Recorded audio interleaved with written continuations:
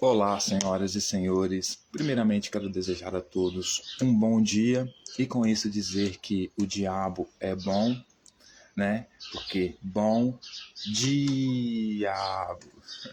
Então, veja bem, quero me apresentar para as senhoras e os senhores. Prazer, o meu nome é Saturno. Sou conhecido como Deus Saturno, Senhor da fertilidade, Senhor do tempo, Senhor da regra, Senhor da disciplina, Senhor da lei, Senhor da ordem, Senhor do tempo, Senhor do contrato, Senhor da aliança, Senhor da fertilidade, certo? E, não menos importante, Senhor da jurisdição, Senhor da sabedoria, certo?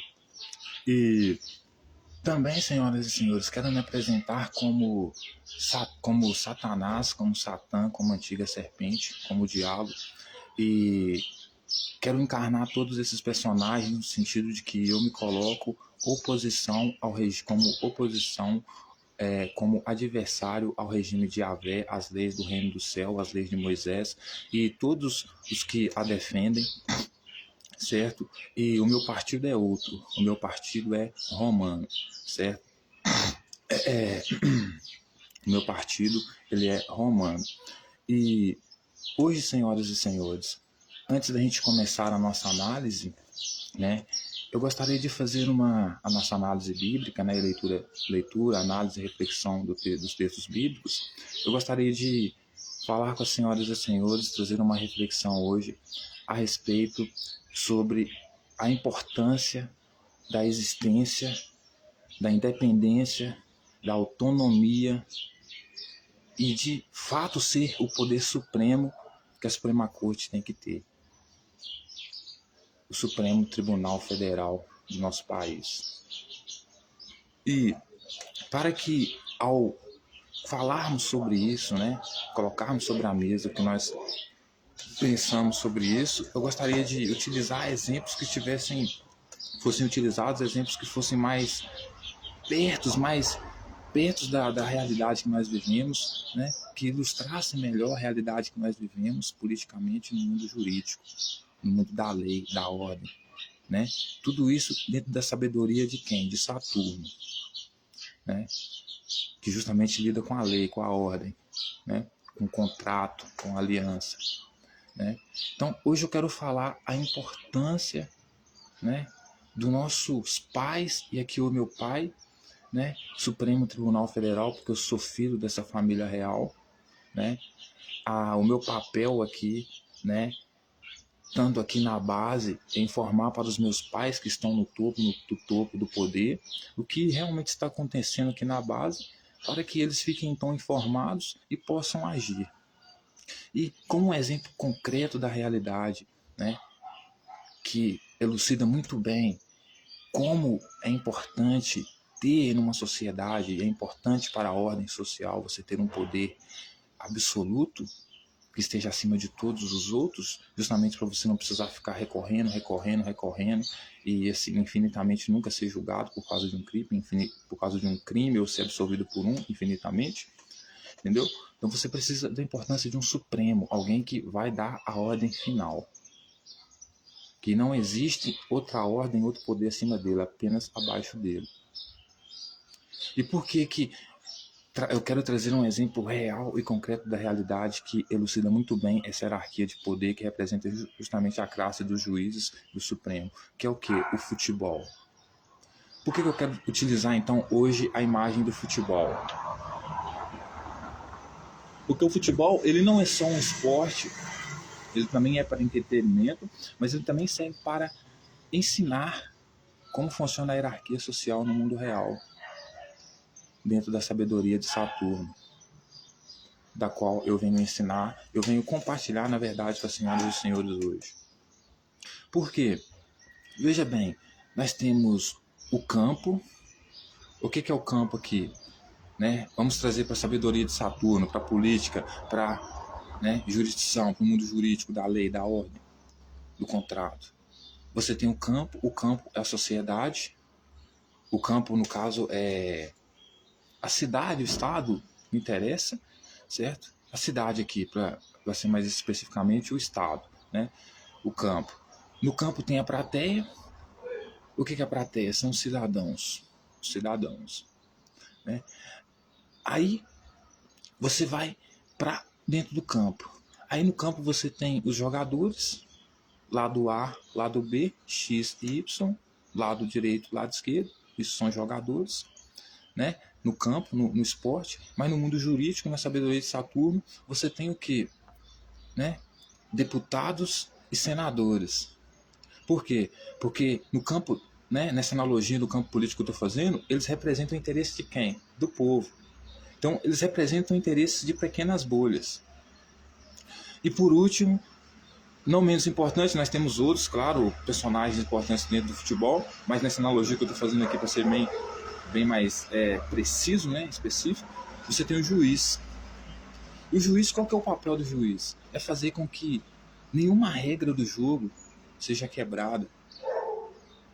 Nenhuma regra do jogo seja quebrada. O juiz, ele é um intérprete da lei, como na época de Jesus eram os fariseus, né? Intérprete da lei. Então, ele é responsável por interpretar a lei, né? Então, se alguém vai colocar a mão na bola ali, então ele tem que ficar ligeiro para ver se a bola não vai sair ali, senão não vai acontecer alguma coisa com a bola. Ao mesmo tempo, também tem que ficar ligeiro para ver se não vai haver, enquanto ele está vigiando na bola, não vai haver briga entre os jogadores, né? Enfim, ele cuida da ordem, né? E a mesma coisa o Supremo. O Supremo é responsável por isso, por estabelecer a ordem. E se for preciso dele rasgar uma lei, absorver alguém ou condenar alguém para estabelecer a lei, a ordem, isso quer dizer o quê? Impedir conflitos, disputas desnecessárias contra instituições, ataques, etc. Ele tem que fazer tudo o que for possível para que essas coisas não aconteçam, para que a ordem, a paz e a harmonia aconteça. Certo? Então, veja bem nessa analogia que eu estou fazendo para as senhoras e os senhores, para que fiquem as coisas muito claras e você entenda o papel importante da Suprema Corte. Porque a Suprema Corte tem que estar acima de tudo e qualquer outro poder dentro da nossa sociedade. Assim como no futebol. Por quê? Porque, como na analogia do futebol aqui com, né, a política, os jogadores são vereadores e senadores eleitos pelo povo, o que eles têm que fazer? Eles têm que representar a bolha que votou neles, ou seja, que torce para ele naquele momento. Então, vai ter um que vai esperar nele no jogo, por exemplo, que ele faça um gol de bicicletinha, certo? Outro vai esperar que ele faça uma jogada com tal fulano X, para fazer tal gol X. Várias pessoas que elegem ele, ou seja, que torcem por ele, principalmente para aquele jogador, não só para aquele time, mas para aquele partido, que é o time, mas para aquele jogador específico, que é o deputado, senador, vereador, para você entender melhor, espera dele alguma, né, alguma recompensa específica por ter votado nele. Então, esse jogador, por ele estar sob pressão de estar atendendo demandas e desejos da maioria, né, ou de alguma parte das bolhas que ele representa ali, ele sente pressão em atendê-las. Então, ao mesmo tempo, ele sente pressão em agradá-las. E qual que é o problema disso? É que ele agradando um, ele pode estar desagradando o outro, que não quer a mesma coisa que ele. Isso tudo nem do exemplo do futebol ainda. Não quer a mesma coisa que ele. Então, veja bem, ele é diferente do juiz. Por quê? Porque o juiz, ele não está ali para agradar lado A nem lado B, ele não vai fazer gol de bicicletinha, ele não vai fazer um circo, ele não vai fazer encenar nada, ele vai manter apenas a ordem. Tudo que for preciso, ele vai fazer para manter a ordem no jogo, para que desde o começo do jogo até o final o jogo aconteça sem que as regras sejam quebradas. Certo? E por esse motivo, ele não é eleito. Por quê? Porque ele entende e tem sabedoria que para ele, certo? Para ele tem entendimento e sabedoria que para ele a verdade não se discute em votos, não se decide em votos. Se 1 milhão de pessoas disser que você botar a mão no fogo não vai se queimar, sem proteção nenhuma, sem chance. Você vai se queimar. Então a verdade não se decide nos votos. Certo? Então ele não procura agradar ninguém, porque ele já tem um objetivo, ele já tem um caminho a seguir, manter a ordem, manter a lei. E o jogador não, ele é senador, ele está ali para agradar um certo público. Se determinada parte daquele público não se sentir representada por ele, ele será abandonado, será demitido, alguma coisa acontecerá com ele. Alguma coisa acontecerá com ele. Por quê? Porque ele está ali para defender interesses individuais, de bolhas. Certo? Então ele precisa ter o juiz que está acima dele para impedir que ele não venha apenas agradar os seus eleitores ou torcedores, mas que cumpra o seu dever, que cumpra o seu papel, que jogue, mas seguindo as regras do jogo. Mesmo sofrendo toda a pressão da torcida que espera alguma coisa dele. E ali você vai ter gente de todo tipo, uns gritando, apenas faz gol, outros querendo mata, outros querendo cai de voadora. A arquibancada é a representação da sociedade em relação aos deputados e senadores, porque são eleitos por eles. Certo? E veja a importância, né, do juiz aqui, né, ser independente. Né? Por quê? Porque ele não precisa agradar ninguém. Ele não precisa agradar ninguém. O que ele precisa é manter a ordem. Impedir com que as leis, a ordem seja burlada.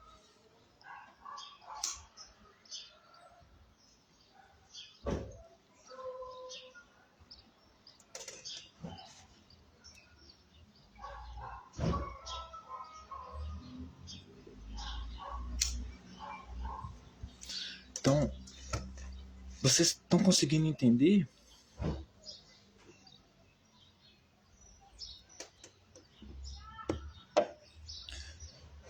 Que até o futebol nos ensina que tem uma hierarquia para que as coisas funcionem em perfeita ordem, para que a ordem das coisas aconteça, precisa ter uma hierarquia. Alguém precisa estar no domínio disso tudo. E realmente, domínio realmente a ponto de poder parar o jogo quando uma regra é quebrada. Esse é o poder do Supremo Tribunal, fora do futebol, na vida real, que o futebol também nos ensina. Certo? Então o Supremo Tribunal, ele é independente. Certo? Se ele precisar, né, como ele é o juiz ali, se ele precisar acabar com o jogo, terminar o jogo, ele termina o jogo. Ele expulsa, né, o jogador quando ele não cumpre uma regra. Quando ele, de alguma forma, tenta trazer algum caos, alguma desordem, principalmente porque a todo momento ele é influenciado por aqueles que esperam alguma coisa dele. Justamente por quê? Porque por terem elegido ele, esperam que suas demandas sejam aceitas. E talvez as suas demandas sejam aquelas que tragam o caos. Então, o juiz ele tem o direito de tirar, assim como ele tem direito de expulsar o jogador que está representando seus jogadores ali, está representando seus torcedores ali, ele tem direito de tirar ele de campo caso ele cometa um erro grave, segundo, né, a interpretação daquele que está lá para cuidar da ordem. Se ele perceber que você está burlando a ordem, está tentando trazer o caos, ele pode te expulsar do jogo. Se ele percebe que mesmo um jogador que é importante, que está representando uma parte do povo, uma bolha do povo, está atrapalhando o andamento do jogo, da ordem do jogo, ele pode tirar esse jogador e expulsá-lo.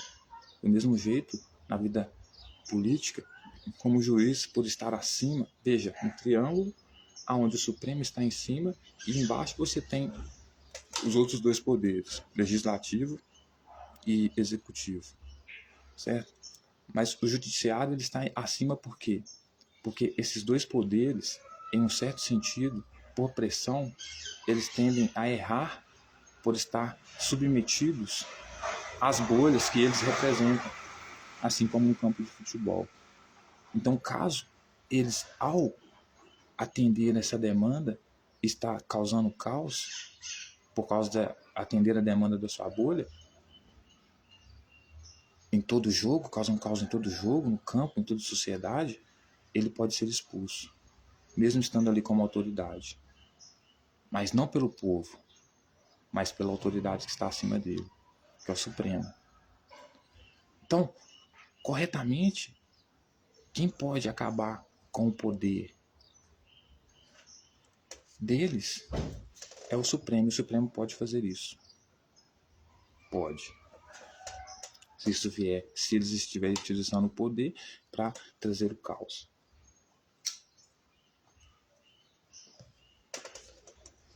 Embora Saturno também seja o caos, né? Mas o caos de Saturno é para quando vem trazer a ordem. Então já tem caos, mas aí o caos ainda dá continuidade para estabelecer a ordem, ou seja, o caos combatendo o caos, né? Porque você entende? Porque guerra é caos total, depois que vem a ordem. Mas enfim, eu preciso deixar isso claro por quê? Porque para que a hierarquia social, para que a ordem social funcione, precisa ter esse poder supremo que a Suprema Corte é hoje. E ela precisa estar, sim, acima desses outros poderes, legislativo e executivo. E eles têm que estar, sim, submissos ao judiciário, ao Supremo Tribunal. Certo? Por quê? Porque eles são eleitos, portanto, todos esperam que eles agradem aqueles que os elegeram. Portanto, eles esperam demandas pessoais. Nós não somos eleitos, nós não estamos vinculados, né? O que diz respeito a agradar ninguém, a recompensar ninguém. A única recompensa que você deve esperar de nós é que a ordem continue, que a lei continue, que a justiça continue, para que então o jogo possa continuar em paz. E uma outra questão muito importante é que veja que no campo o juiz ele tenta manter a ordem. Quando a ordem dele não é respeitada, o caos começa. Aí você vem para a vida real fora do futebol ali, né? Sem o juiz, depois que o jogo acaba, costuma ter porrada. Veja que ali não tem ausência do juiz, da Suprema Corte, já nem estão mais dentro do campo. Tudo isso é demonstrações da realidade para nos mostrar o quanto é preciso a ordem, né? O estabelecimento da ordem e a verificação de que a ordem está sendo estabelecida, está sendo cumprida a todo momento.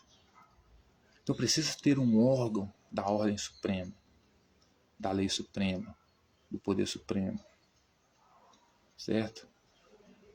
Alguém vai precisar ter um monopólio, inclusive da força controlada, moderada, né?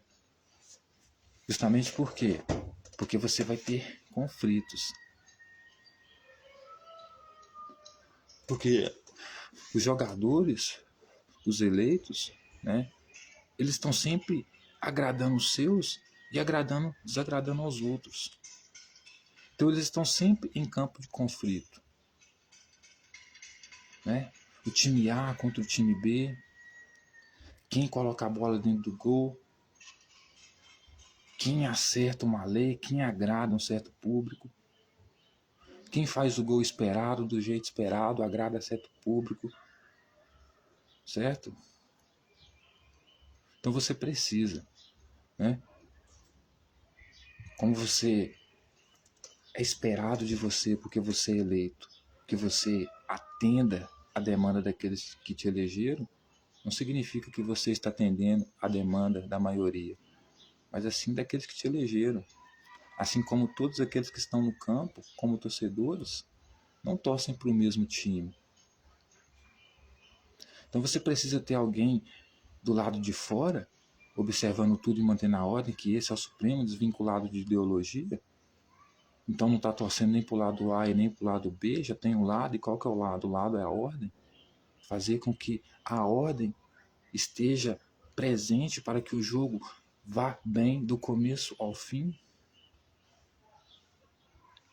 Então garantir que o melhor possa vencer, né, numa disputa justa. Então, esse é o Supremo.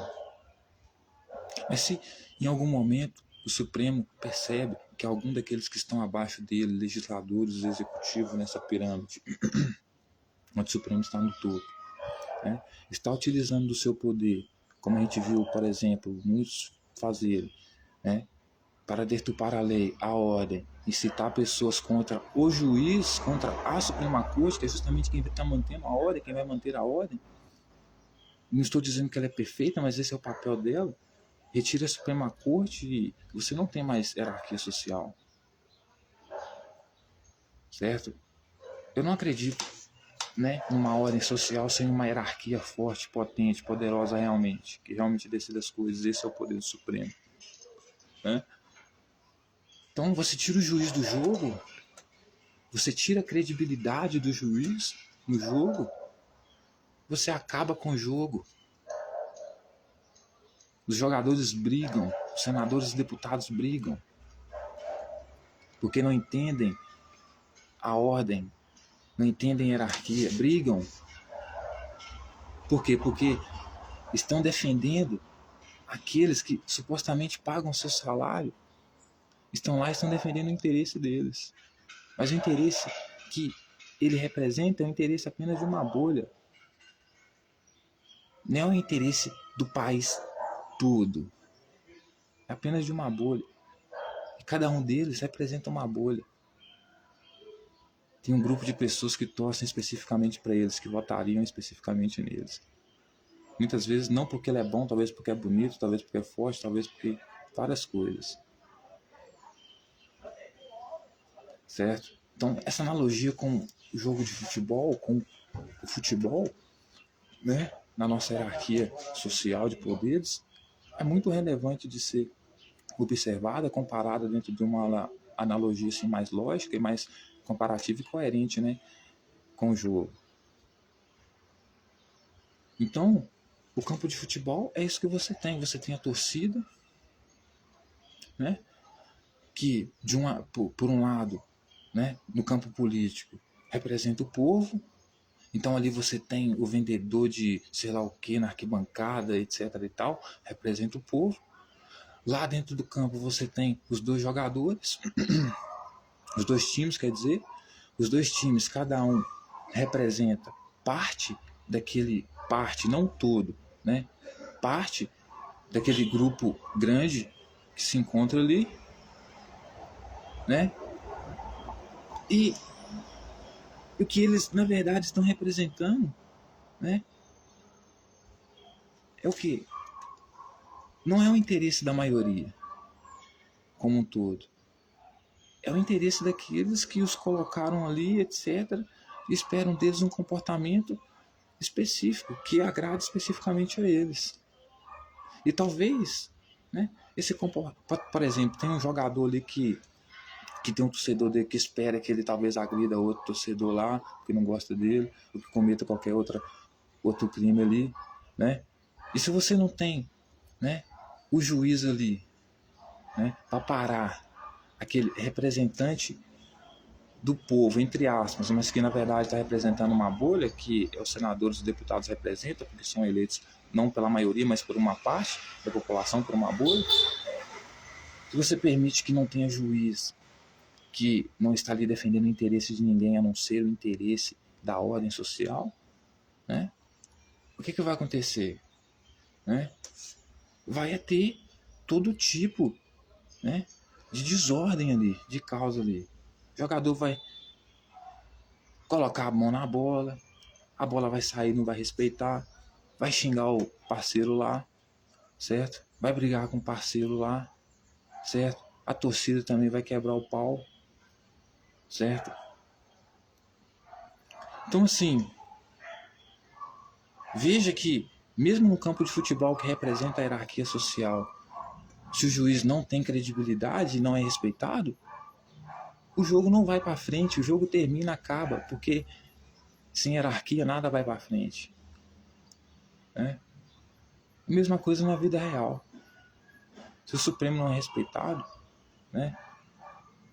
Então, não existe poder supremo aqui.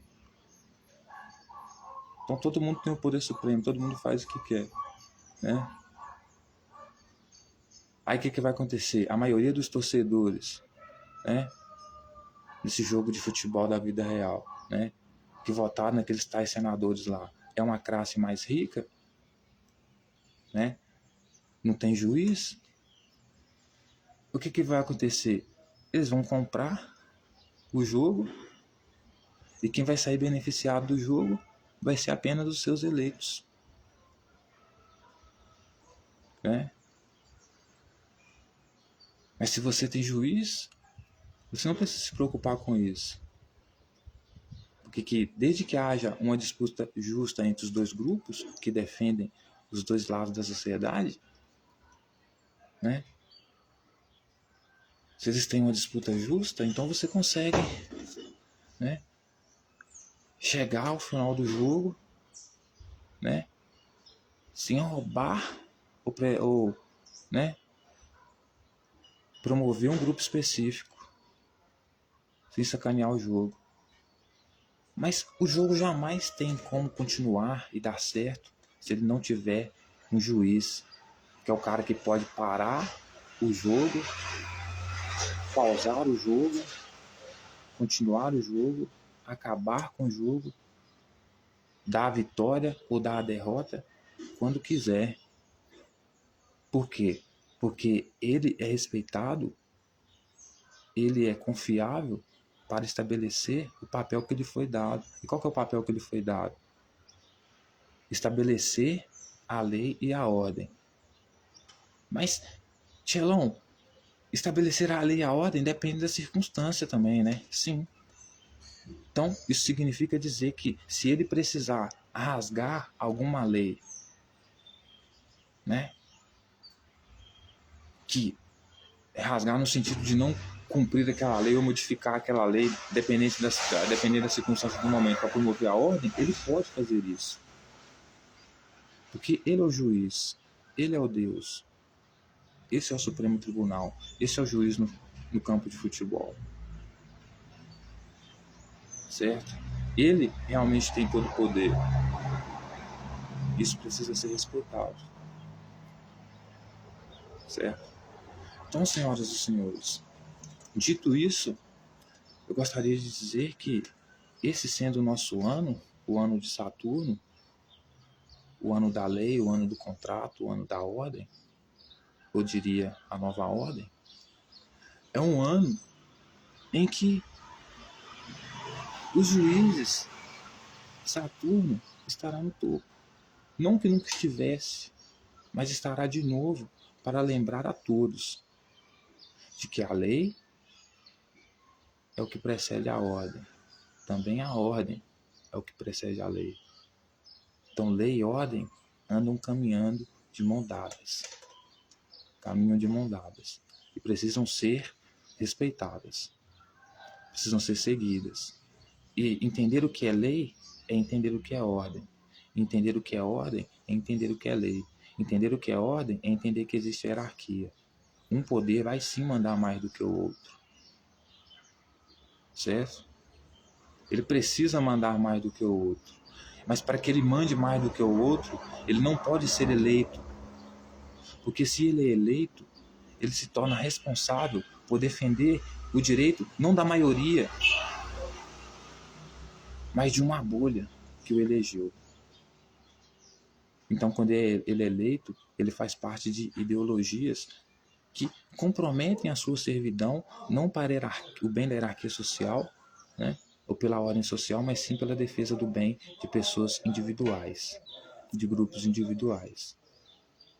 como a gente não está preso em ideologia, a não ser aquela da qual é a verdade, a procura pela verdade, estabelecer a verdade, cujo a verdade é o discurso que descreve a realidade, os fatos, a verdade, ela é o discurso que tem que estar vinculado, associado à realidade, senão não é verdade. Aquilo de fato tem que ter acontecido, certo? Isso é verdade. E essa verdade, ela não se decide por votos. Portanto, ela não se decide pela maioria. Então, se a maioria acha que isso não é verdade, que isso não vai dar certo, ou que isso é errado, não importa. Então, portanto, quem é eleito, né, e exerce apenas o desejo da maioria, não deve estar em momento nenhum no topo da hierarquia de poder. Por quê? Porque aquele que defende a verdade vai em vários momentos desagradar a todos. Por quê? Porque a verdade, ela não liberta ninguém. A verdade, ela pode ser um instrumento que te liberta, mas ela em si não te liberta. Depende do que você faz com a verdade. Certo? Então,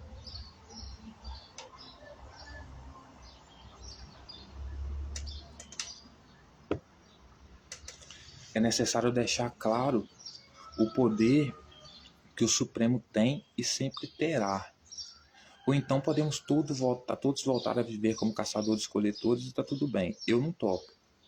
Então eu prefiro continuar servindo aos meus pais, ao Supremo, trazendo as informações daqui da base para eles e dizendo, bom, tem uma coisa de errado aqui.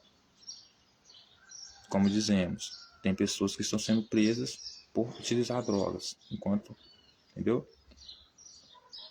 Como dizemos, Jair Bolsonaro, criminoso, preso, ponto final. Jair Bolsonaro, como na analogia do jogo de futebol aqui, tentou impedir que o jogo desse andamento. Portanto, ele, como toda juiz faria para estabelecer a ordem, o expulsou do jogo, inelegível. Ponto final. Não joga mais. Pelo menos em 2026 não joga. Ponto final. Acabou. E se a maioria quiser que ele jogue? Não vai. Não vai. Porque ele não defende a ordem social. Ele defende a vontade da maioria. Mas se a vontade da maioria for a vontade mais equivocada e errada para o bem da ordem da sociedade, e de fato isso for verdade, então a verdade deve ser anulada por votos? Então devo reverter as coisas e permitir que um golpista então se torne um líder? Bem que isso para a gente nem importa. A nossa hierarquia, o Supremo, está acima do governo, inclusive. Tá bom? Para que isso fique bem claro. Então, colocando Jair Bolsonaro no poder ou não, não faz diferença. O Supremo vai continuar sendo Supremo.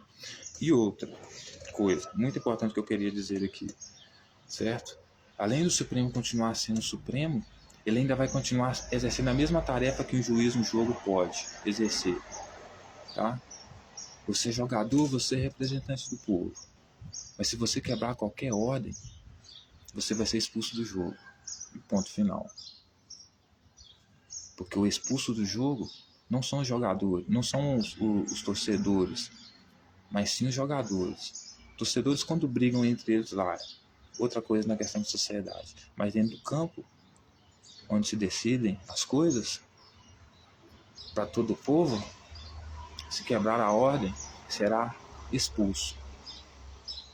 Certo? O Supremo tem todo o poder para fazer isso.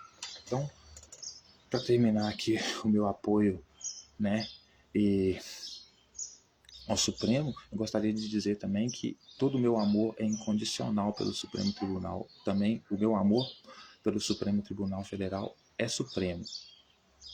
Certo? Por quê? Porque eu sou filho dessa família real. Eu sou filho, né, do que na época de Jesus seria descendente dos fariseus. Porque é por isso que eu luto. Pela lei, pela ordem.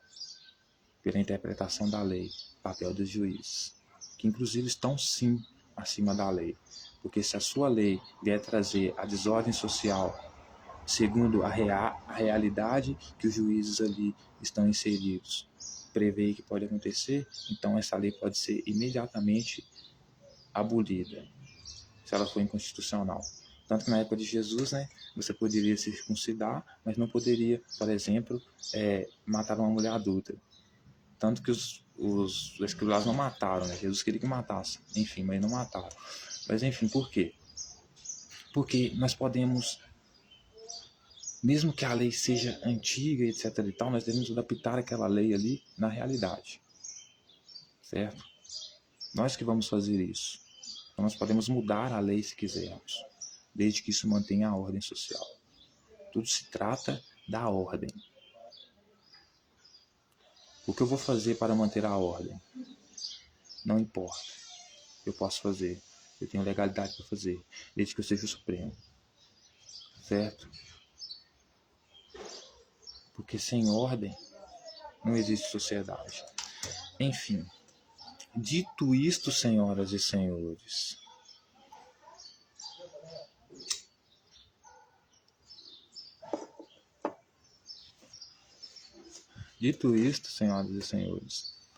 eu quero hoje então convidar a todas as senhoras e os senhores para darmos continuidade à nossa leitura, análise e reflexão dos textos bíblicos, né? Lembrando que estamos completamente comprometidos com a verdade, com a lealdade, com a honestidade, com o único objetivo, propósito de procurar entender o que os autores bíblicos quiseram dizer com suas palavras, sem retirar ou acrescentar nenhuma vírgula, ok? E como eu sempre digo, a nossa leitura é uma leitura independente, científica, é uma leitura mais racional, então ela é uma leitura que está desvinculada à interpretação, né, as interpretações mais convencionais e tradicionais da igreja, né, que ressignificam a imagem de Jesus, que foi morto certamente como um terrorista, como um bandido por Roma, mas foi transformado em herói pela igreja. Então nós não vamos ressignificar a imagem dele, nós vamos apenas ver o que o autor tem a dizer sobre ele. Se o autor disser que ele é criminoso, ele é criminoso. Se o autor disser que ele não é, certo? Então hoje nós vamos falar de quem? Nós vamos falar do apóstolo Paulo, certo? Nós vamos ver aqui o que o texto de Atos, né, diz que foi escrito por ele, a gente não sabe realmente se foi, mas vamos ver o que o livro de Atos então tem a dizer a respeito da conversão de Paulo, ok?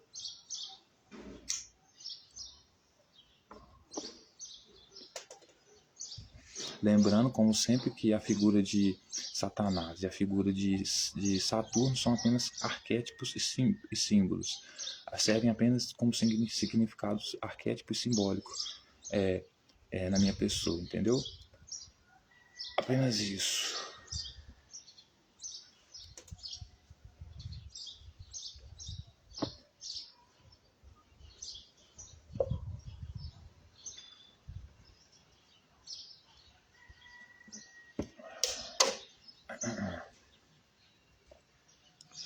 Então nós vamos lá para o capítulo 9 de Atos, que vai dizer a conversão de Paulo, a partir do versículo 1, que vai dizer assim: Saulo, chamava Saulo, respirando ainda ameaças e morte contra os discípulos do Senhor, dirigiu-se ao sumo sacerdote e lhe pediu cartas para a sinagoga de Damasco, a fim de que, acaso achasse alguns de que eram do caminho, assim homens como mulheres, e os levasse presos para Jerusalém. Seguindo ele a estrada, foram aproximar-se de Damasco. Subitamente uma luz do céu brilhou ao seu redor, e caindo por terra, ouviu uma voz que lhe dizia: Saulo, Saulo, por que me persegues? Ele perguntou: Quem és tu, Senhor? E a resposta foi: Eu sou Jesus, a quem tu persegue, mas levanta-te e entra na cidade, onde te dirão onde te convém fazer. Os seus companheiros de viagem pararam emudecidos, ouvindo a voz, não vendo contudo ninguém. Então se levantou Saulo da terra e, abrindo os olhos, nada podia ver, e, guiando-o pela mão, levaram-no para Damasco, esses 3 dias sem ver, durante os quais nada comeu e nem bebeu. Então, olha como a conversão de Paulo foi meio esquisita, né? Porque ele era uma pessoa, segundo o texto, que ele era contra os discípulos de Jesus, né? Não só ele, como muitas pessoas da comunidade da época. E ele se dirigiu a quem? Ao sumo sacerdote, e pediu para ele para que ele desse para ele cartas, né, para que ele pudesse ir até a sinagoga de Damasco, a fim de ele achar, né, os que seguiam, né, o caminho de Jesus, tanto homens quanto mulheres, e levarem eles presos para Jerusalém. Então, assim, Paulo, ele era um cidadão, né, que tinha dupla cidadania. Então ele era cidadão, tanto conhecido como cidadão romano como cidadão judeu, e ele era um cara que levava as pessoas que aderiam, né, o movimento de Jesus, né, das pessoas que seguiam Jesus, para ser preso em Jerusalém, né? E ele pedia às autoridades para que eles escrevessem cartas para que ele tivesse autoridade para fazer isso. Então, veja bem, Paulo era uma pessoa, senhoras e senhores, que deixa bem claro para a gente que o próprio povo de Jerusalém não queria nenhum vínculo, não queria nenhum relacionamento com Jesus, ou muito menos com seus discípulos, né? Como eu sempre disse e volto a dizer, quando ele veio montado no jumento, o próprio texto diz que ele entrou em Jerusalém lá, o povo de Jerusalém lá não queria saber dele. O rejeitou imediatamente. Não queria ser discípulo dele, ter ele como rei. Então Paulo, ao levar essas pessoas presas, não estava tão errado assim, certo? Por quê? Porque os discípulos de Jesus, assim como ele, eram pessoas que pervertiam a ordem. Eram pessoas que incitavam as outras pessoas contra o Supremo Tribunal da época, né? Que tinha os sacerdotes lá, tinha os fariseus, certo? E assim, ele não tinha autoridade nenhuma para se colocar como rei deles, né? Porque o filho do rei o filho de Deus é o rei, né? Se o filho de Deus é o rei e quem coloca o rei lá é o imperador, então Deus só pode ser o imperador, né? Por quê? Porque Deus é o pai, né? E se o filho de Deus é o rei, Deus sendo o pai só pode ser o imperador. Então, como Roma governava na época de Jesus, não foi Roma que colocou Jesus como governador, principalmente da Judéia, né?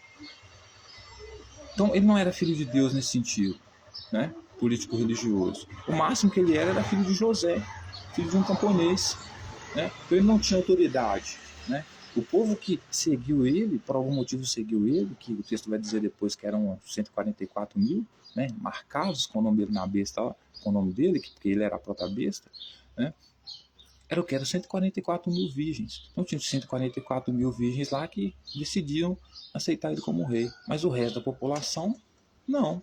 Como Jair Messias Bolsonaro hoje, né? Quem vê o movimento dele acha que o Brasil inteiro aderiu ao movimento dele. Não, mas eu não aderi. Outras pessoas aí também não. Certo? Então, o texto vai dizer que seguindo ele a estrada fora, né, aproximando-se de Damasco, subitamente uma luz do céu brilhou ao seu redor. Então ele estava vindo, aí olhou para o céu, aí viu uma luz brilhando, né? E caindo por terra, ouviu uma voz que lhe dizia: Saulo, Saulo, Saulo, por que me persegues? Então, veja bem, ele andando, o texto vai dizer que ele viu, olhando para o céu, ele viu uma luz, e do nada ele caiu, né? Ouvindo uma voz perguntando por que ele perseguia ele. Então, veja bem, preste atenção no contexto para que você consiga captar mais ou menos a informação. Ele era um perseguidor dos seguidores de Jesus. Ele era como, pensa no povo palestino e o povo de Israel. O povo de Israel entra com um exército lá, com autoridade lá para prender alguns do Hamas lá. O que o povo palestino faz que segue o Hamas? Joga pedra nele, certo? No soldado de Israel. Estou falando que o soldado de Israel está certo, que não, só uma comparação, certo? E imagina Paulo então. Paulo era um perseguidor dos que seguiam Jesus e indo perseguir eles, olhando para o céu, viu uma luz e do nada ele caiu. O que pode ser isso? Uma pancada. Talvez ele não sentiu, mas o fato dele ter visto uma luz, isso refere-se ao que é uma pancada. Quando você toma uma pancada, quem já tomou pancada aqui sabe o que eu estou falando. Você vê uma luz e cai. E justamente isso acontece, você fica cego, não vê nada por alguns momentos, aí depois você torna a ter a visão novamente. Então, Paulo pode ter recebido uma pancada, a conversão de Paulo aqui pode ter sido através de agressão. Seguidores de Jesus deve ter pegado ele, dado um pau nele, né? Porque aqueles que não quisessem seguir Jesus, nem os seguidores de Jesus, né? Como ele mesmo dizia, era inimigo dele, do pai dele. Se negasse ele ou negasse um dos que ele enviou, estava negando ele. E se negasse um dos que ele enviou, você sabe o que é prometido para ele, né? É fogo, é morte, né? Ser condenado. Então, ele vai dizer que, caindo por terra, ouviu uma voz que lhe dizia: Saulo, Saulo, por que me persegues? Né? Aí, esse Jesus aqui é o Jesus que ressuscitou dentre os mortos, não é aquele que morreu na cruz, isso aqui já é outro Jesus, porque você precisa entender o contexto, né? O que são os mortos aqui?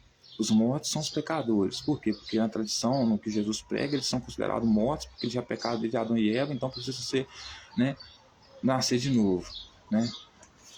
Então, o que vai dizer o texto? Né? Que Jesus apareceu para eles se colocando como Jesus, né? Mas quem que era Jesus prometido lá para Maria lá? O nome dele seria Jesus, por quê? Porque ele seria conhecido como Filho de Deus. Então, o fato de ser chamado Jesus é porque ele seria conhecido, quem estava esperando um rei por parte de Yahvé, iria ter esse rei por nome de Jesus, ou Messias, algum nome nesse sentido que significasse rei dos judeus. Entendeu? Então, o que significa? Significa que quando Jesus morreu na cruz, acabou, ponto. Mas aqueles que seguiram ele, que pegaram a palavra dele, que entenderam do que ele falou, e aqui estavam 144 mil virgens, logo, na hora que ele morresse, dentre os mortos, ou seja, dentre alguns pecadores, poderia surgir um que, e no caso, então, você pecador iria renascer de novo, se arrepender dos seus pecados e aderiria ao reino dos céus, a palavra que Jesus pregava, né, e etc e tal. E, então, portanto, ele iria se tornar um Jesus, um Filho de Deus, porque ele se tornar um Messias, né? Não porque o imperador colocou ele lá, né? Mas porque eles queriam, por quê? Mas porque ele iria nascer ele ia ressurgir dos mortos, nascer dos mortos. Por quê? Porque Jesus aqui é um nome específico, é um nome para quem vai ser rei dos judeus ali. Então Jesus nascer de novo, né? Ou seja, ressuscitar significa o quê? Que vai nascer de novo. Ou seja, dentre os pecadores que são mortos, vai renascer um que vai ser Cristo de novo e vai lutar pela existência do reino dos céus. Como Paulo é contra isso, ele persegue, inclusive vai levar eles presos para o reino de Jerusalém, para o templo de Jerusalém, esses que defendem o reino dos céus, ele pode ter levado uma pedrada na cabeça de um desses que agora se tornou governante, portanto se tornou um Cristo, um Jesus, né? E aqui ressuscitado, dentre os mortos ali, pecadores ali, mortos porque são pecadores, né? E ao Paulo ter caído, ouviu uma voz dizendo para ele por que ele perseguia ele, né? E Paulo perguntando para ele quem que é você, Senhor, ele respondeu que ele era Jesus, né? A quem ele perseguia. Então, ou seja, Paulo não poderia perseguir a Jesus, certo? Jesus, que morreu na cruz, por quê? Porque ele já tinha morrido na cruz, que eu acho que pode ser que Paulo aqui seja depois de Jesus, né? Provavelmente depois que Jesus já morreu, né? Então, vem vários Jesus, como eu sempre digo. Não é só um. Morre um, nasce outro. Isso é ressurreição de Cristo. Porque nasce um, morre um, vem outro se colocando como rei dos judeus ali. Os que querem ser governados por esse tal Messias do reino dos céus, que os escribas e fariseus legitimamente não reconhecem. Né? Sacerdotes, povo de Jerusalém, ninguém. Né? Mas aí o texto vai dizer: mas levanta-te e entra na cidade onde te dirão o que te convém fazer. Aí ele está falando que isso deve ser quem? Que alguém vai dar a ordem para Paulo sobre o que ele deve fazer na cidade. Que ele vai dizer assim: mas levanta-te e entra na cidade, onde te dirão o que te convém fazer. Ele vai falar para Paulo: levanta-te e entra na cidade, aonde te dirão o que te convém fazer. Aí os seus companheiros de viagem pararam embudecidos, ou seja, ficaram mudos, ouvindo a voz, não vendo contudo ninguém. Então, ou seja, essa caminhada aqui deve ser à noite, só pode, porque eles não viram ninguém. Porque se você for levar pelo contexto de que eles ouviram vozes, então eram todos malucos. Eu não estou nesse patamar aqui. Estou fazendo uma leitura séria aqui. Pode ser à noite, não viram ninguém, né? Então os caras mudou. tem alguém aqui, cara, quem tá falando, entendeu? Ficaram emudecidos, não vendo contudo ninguém. Então levantou-se Saulo da terra e, abrindo os olhos, não podia ver. Então, se Paulo, né, veja bem, se Paulo conhecesse Jesus, tivesse algum relacionamento com Jesus, né, ele, se tivesse algum relacionamento com Jesus, tivesse conhecido ele não teria perguntado de quem era a voz ou quem que era, porque ele reconhecia a voz, né? E também não poderia reconhecer por vista, por quê? Porque quando ele levantou, ele não enxergava nada. Então, ou seja, ele levou uma pancada, né, dos caras que ele perseguia.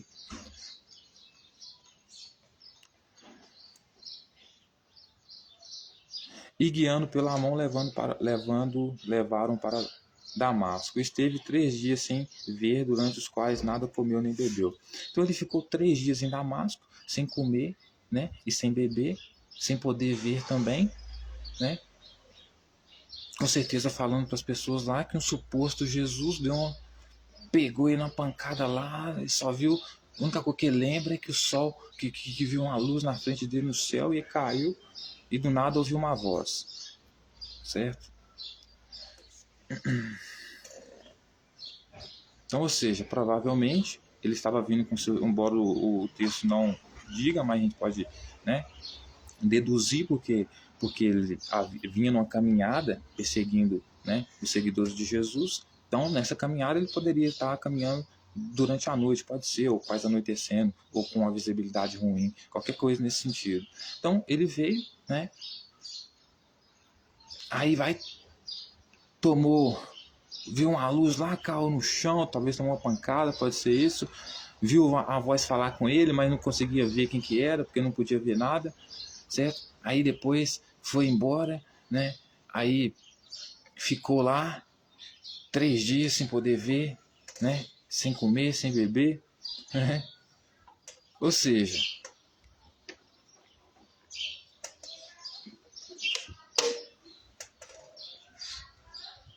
Jesus não pode ter aparecido para ele em forma de espírito, porque ele não pôde ver nada. Os discípulos que estavam com ele não podiam ver. Por quê? Porque primeiro, porque espírito não existe, uma voz aparecer falando sozinho.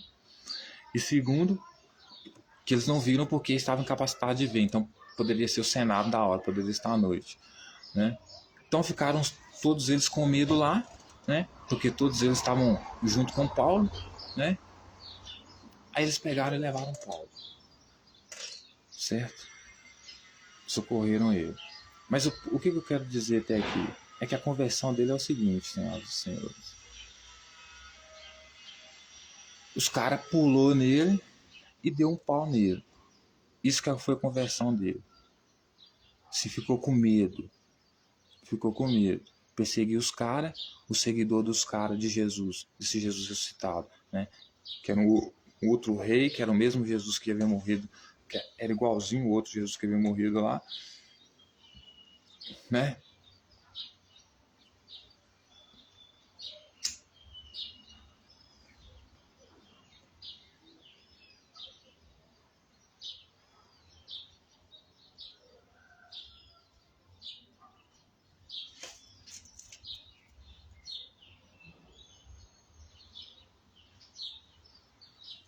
Aí vamos ver Saulo agora em Jerusalém.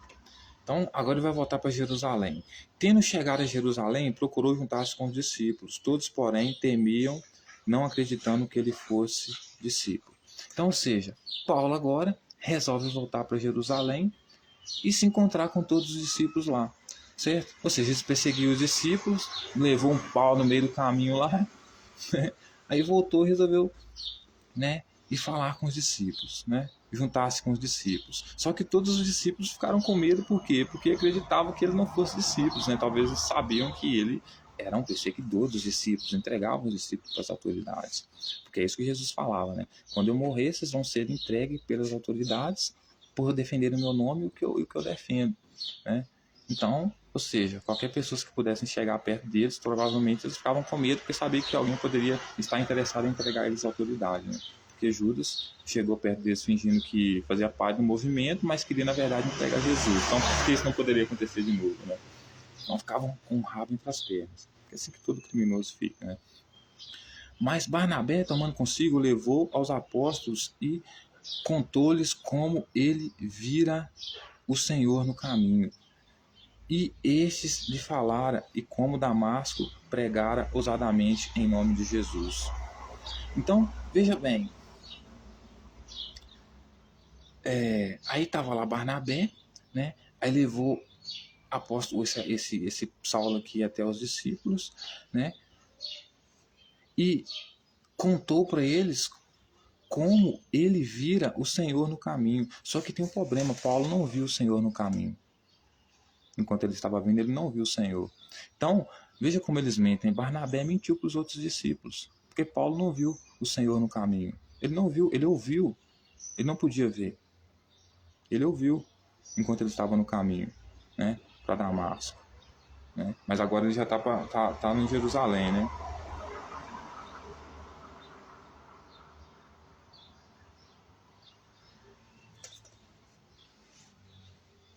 Aí ele vai dizer que ele estava falando como ele estava falando para os discípulos, no caso para Barnabé, como ele pregava ousadamente o nome de Jesus em Damasco, né? Então, ou seja, o cara foi para fazer uma coisa e acabou fazendo outra, né? Foi para pedir autorização para prender os discípulos, mas chegou lá e ficou pregando em nome de Jesus lá, né? Para entender, né?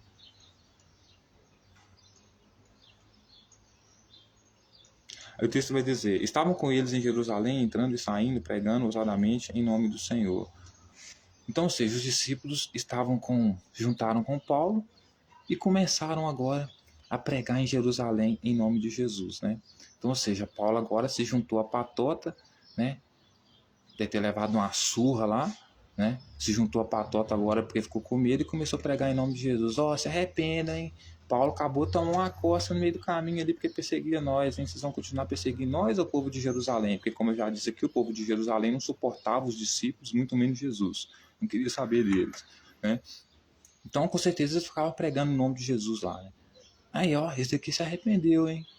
Aconteceu um negócio com ele no meio do caminho aí, se arrependeu, agora tá aqui pregando em nome de Jesus aqui, ó. Precisa se arrepender dos seus pecados aí, cuidado, hein?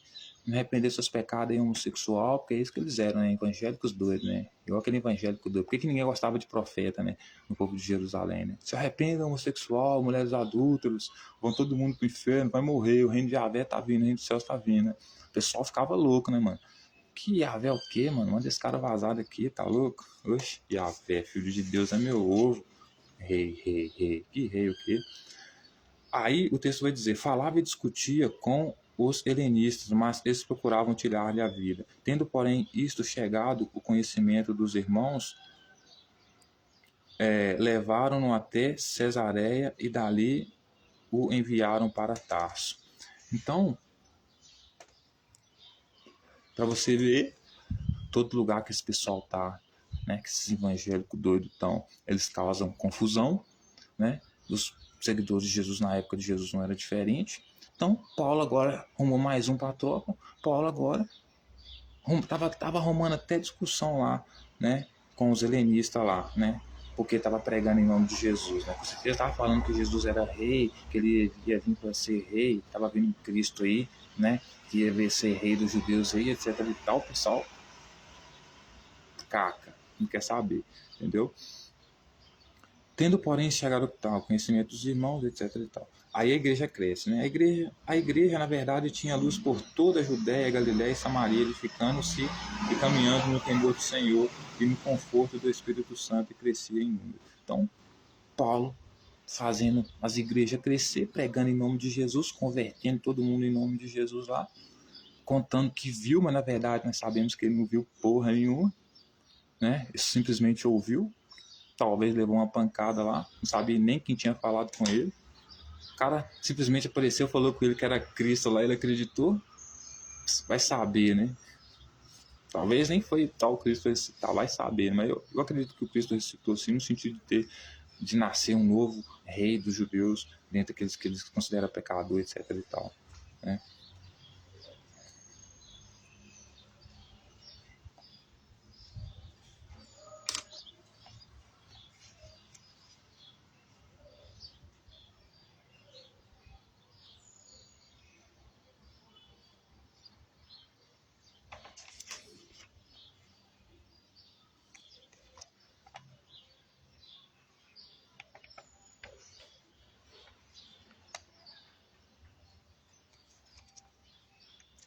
Senhoras e senhores, minha bateria tá muito... Não, até que eu tô com a bateria boa aqui. Deixa eu ver se é uma coisa aqui.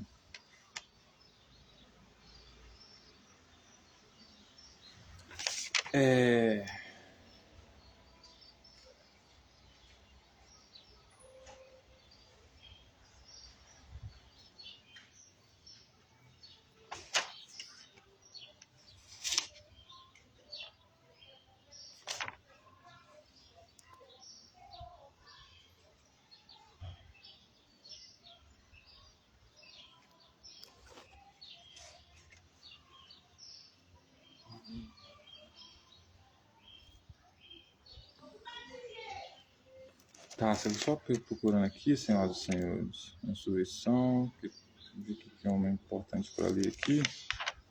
Tá, vamos lá para...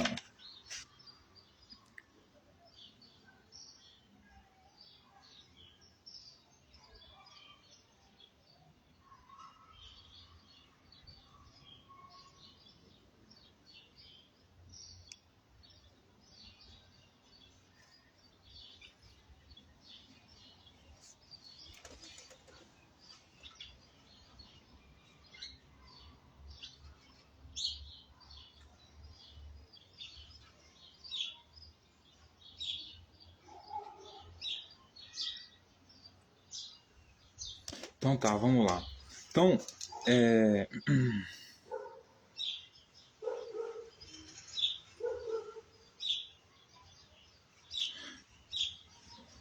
vamos lá, senhoras e senhores, vamos lá para o livro de Atos, capítulo 12, que vai dizer assim: Herodes persegue a Tiago e Pedro. Aí ele vai dizer assim: por aquele tempo mandou o rei Herodes prender alguns da igreja para os maltratar, fazendo passar o fio da espada Tiago, irmão de João. Então, Paulo escrevendo aqui sobre os atos dos discípulos, ele vai dizer que teve uma época que Herodes mandou pegar, né, o rei Herodes mandou prender alguns da igreja para maltratar. Esse da igreja aqui que Paulo havia incitado, né, a criar a igreja para converter as pessoas a Cristo, era Herodes, né? E ele fez passar o fio da espada Tiago, né? Fez passar o fio da espada a Tiago e o irmão de João. Tiago, irmão de João. Vendo ser isto agradável aos judeus, ou seja, veja que interessante, senhoras e senhores. Os judeus, eles não gostavam da tropa de Jesus. Eles se deliciavam, eles sentiam que estavam vendo a justiça acontecer quando viam um deles morrer. Veja que o texto vai dizer que por algum tempo mandou o rei Herodes prender alguns da igreja para os maltratar.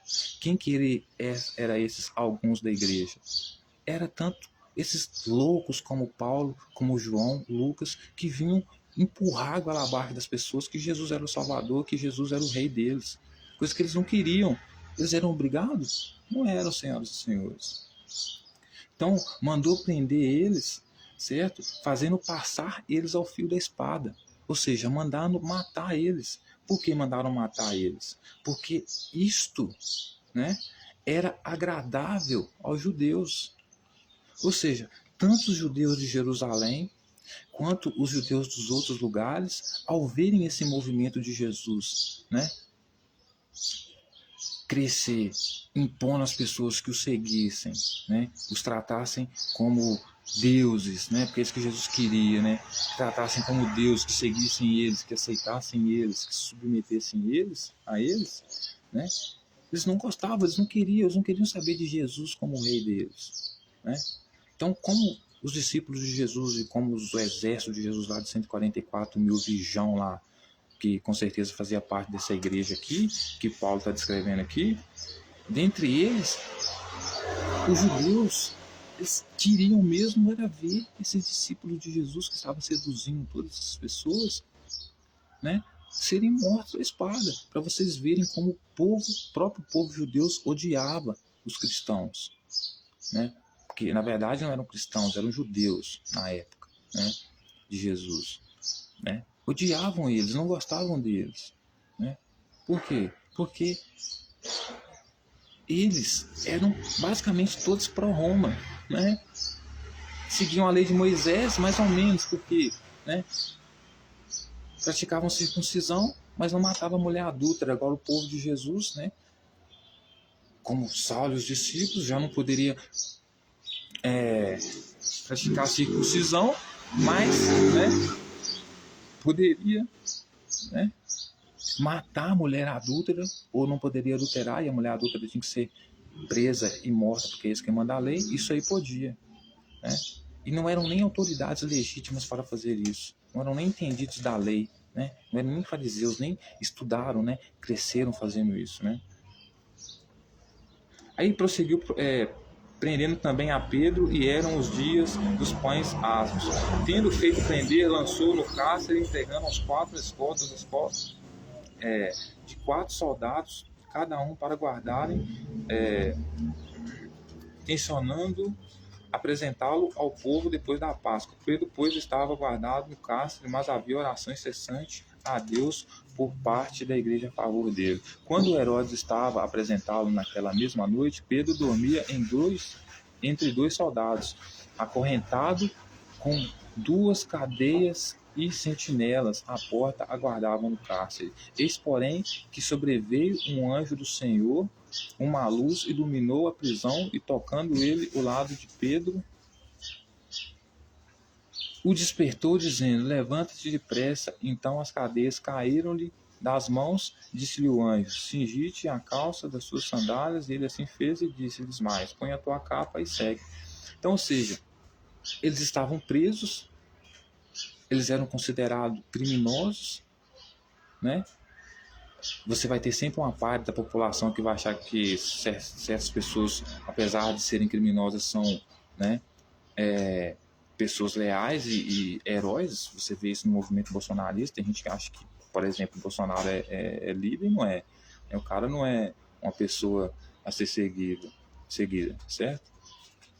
Então, assim, não é um exemplo a ser seguido, né? Mas muitas pessoas idolatram o cara como um rei, como um líder, e assim, como o Messias na época, né? Como o próprio Jesus na época dele não era, né?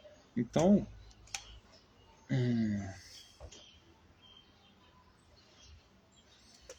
ele ficava o texto vai dizer que ele ficava na prisão lá orando, pedindo ajuda para Deus livrar ele da prisão, do cárcere, né? E a igreja também ficava orando em favor dele. Então, quando Herodes estava a apresentar ele naquela mesma noite, dormia entre eles os soldados, né? E o fato dos soldados terem dormido contribuiu então com que esse invasor na cadeia ali, né, pudesse libertar esse criminoso aqui então. Né? Então, o texto vai continuar dizendo: Pedro é livre da prisão.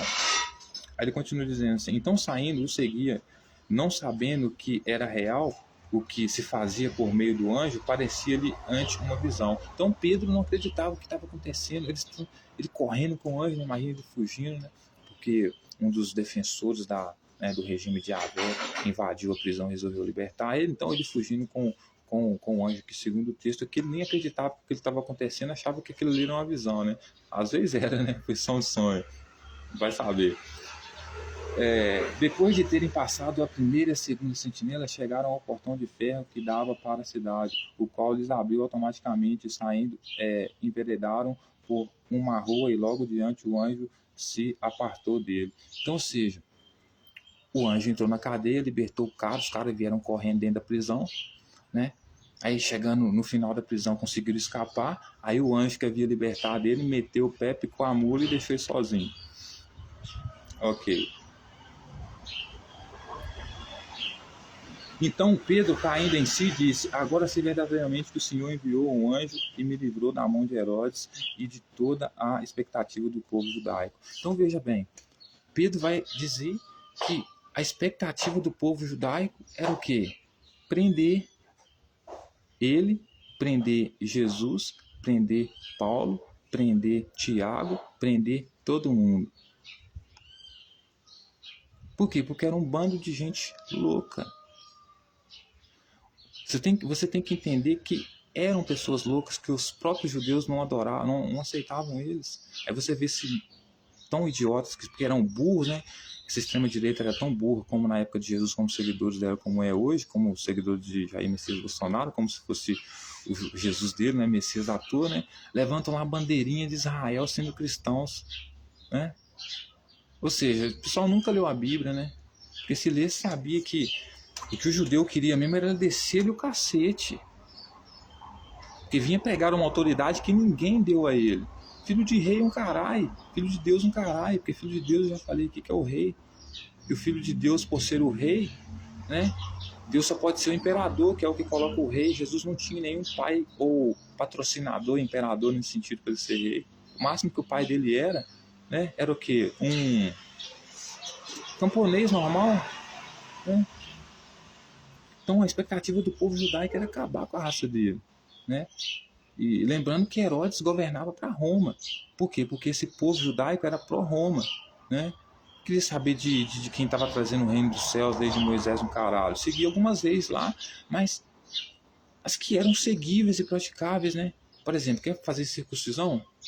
Tá cortando a própria pele do seu pau, o problema é seu, certo? Agora, matar uma mulher adulta já é diferente. Matar um homossexual já é diferente, porque Roma manda aqui. Roma tem Saturnália aqui, culta Saturno aqui. Culta Saturno é putaria, pornografia total, porque culta fertilidade também. Então, assim, vai ter homem pegando homem aqui. Então, você vem com essa lei aqui, você vai prejudicar nós aqui, povo judeu aqui, que não tem condição de impor essa lei aqui. Então, assim, Jesus era um atraso, né, coitado? Não tinha competência intelectual, competência física, não tinha competência, né, militar para fazer nada que ele propunha fazer, enfim. Considerando ele a sua situação, resolveu ir à casa de Maria, mãe de João, congnando Marco, onde muitas pessoas estavam congregadas e oravam. Quando bateu ao postigo do portão, veio uma criada chamada Rodê ver quem era. Reconhecendo a voz de Pedro, tão alegre ficou que, em vez de entrar, mas voltou correndo para anunciar que Pedro estava junto ao portão. Eles disseram, está louca? Ela, porém, persistia em afirmar que assim era. Então disseram, é o seu anjo? Entretanto, Pedro continuava batendo, então eles abriram, viram-no e ficaram atônitos. Ele, porém, fazendo ele sinal com a mão para que lhe calassem, contou-lhes como o Senhor a tirá-la da prisão, e acrescentou, anunciar isso a Tiago e os irmãos, e saindo retirou-se para outro lugar. Sendo já dia, houve não pouco alvoroço entre os soldados sobre o que teria acontecido a Pedro. Herodes, tentando procurá-lo, não achando, submetendo as sentinelas ao inquérito da ordem que fosse justificado, descendo da Judéia para Cesareia. Passou ali algum tempo. Aí aqui vai falar a respeito da morte de Herodes. Não é interessante isso aqui, não para falar agora, mas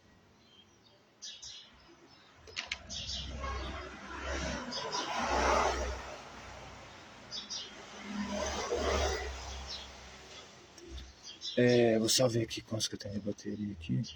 Então, Paulo é apedrejado, senhoras e senhores, que está lá no capítulo 14, versículo 19, capítulo 14, versículo 19, que diz assim, Paulo é apedrejado.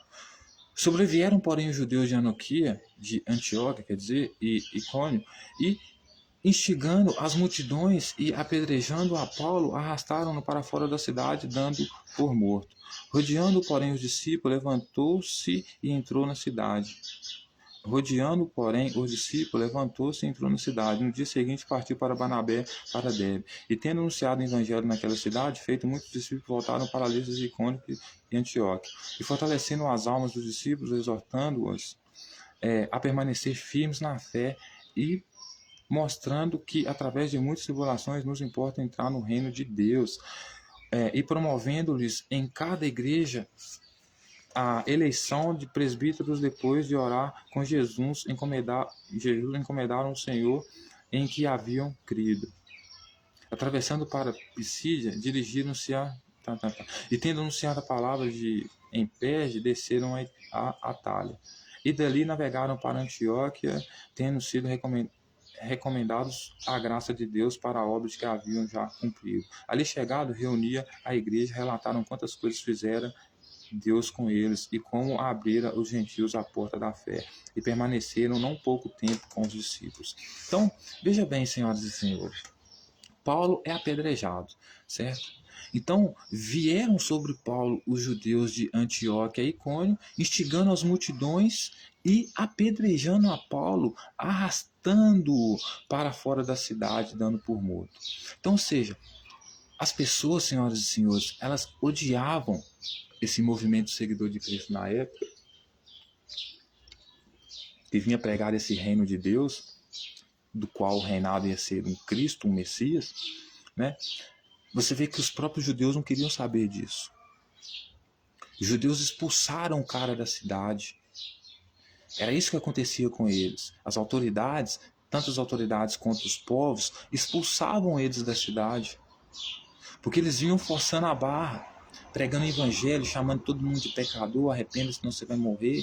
Só Cristo pode salvar, se Ele não puder te salvar, você vai morrer. Cuidado, o reino dos céus vem aí, o reino os céus que Ele está anunciando é o reino que eles defendem, morte de homossexuais, mulheres apedrejadas que são adúlteras, obrigar mulheres a se casarem com homens que a violentaram, estruparam, se poder separar mais dele, contra o divórcio, contra tudo isso aí, certo? Dizendo que isso aí era justo, que isso aí era do reino de Deus e que eles viriam trazer isso aqui, porque isso se trata do evangelho, né?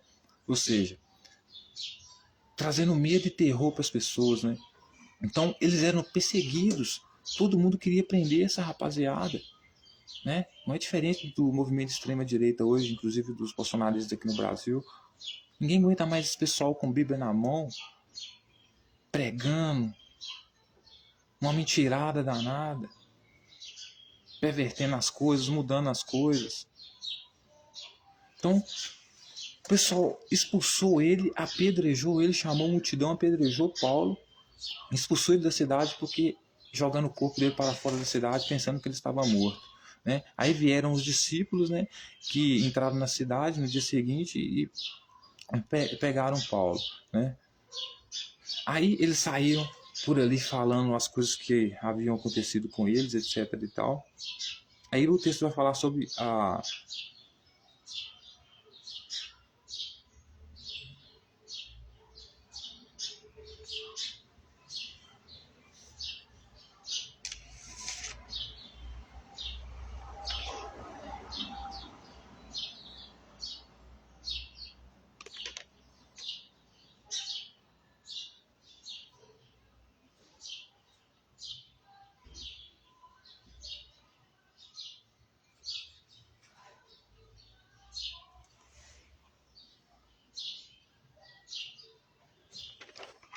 tá. Eu ia falar aqui a respeito da circuncisão aqui, mas eu tô com pouca bateria aqui, eu acho que agora eu vou falar não. Então, mas vamos lá. Capítulo 15, a controvérsia sobre a circuncisão de gentios. Alguns indivíduos que desceram da Judéia ensinavam aos irmãos: se não vos circuncidares, segundo o costume de Moisés, não podeis ser salvos. Tendo havido da parte de Paulo e Barnabé contenda e não pequena discussão com eles, resolveram que esses dois e alguns outros dentre eles subissem a Jerusalém aos apóstolos e presbíteros com respeito a esta questão. Então, ou seja, os judeus, que são verdadeiros judeus, você sabe que é um povo étnico, que tem uma religião, ensinando para eles a respeito da lei de Moisés, dos gentios lá, né, que a gente falou com eles assim, ó, para você ser judeu tem que cortar, né, fazer circuncisão aí, cortar a pele do lá, porque a lei de Moisés manda isso lá. Aí Paulo, senhoras e senhores, entrou em discussão com eles a respeito disso. Por quê? Porque ele achava que ele estava acima da lei, que o Jesus dele estava acima da lei, né? E os judeus não aceitavam Jesus como um cara acima da lei de Moisés, não no sentido de que, né? Como assim vai impedir a circuncisão? Né? Para ser judeu aqui, nós acreditamos que tem que fazer isso. É a nossa tradição, etc e tal. Mas Paulo, como idiota que era, entrou em discussão com eles por causa disso, né?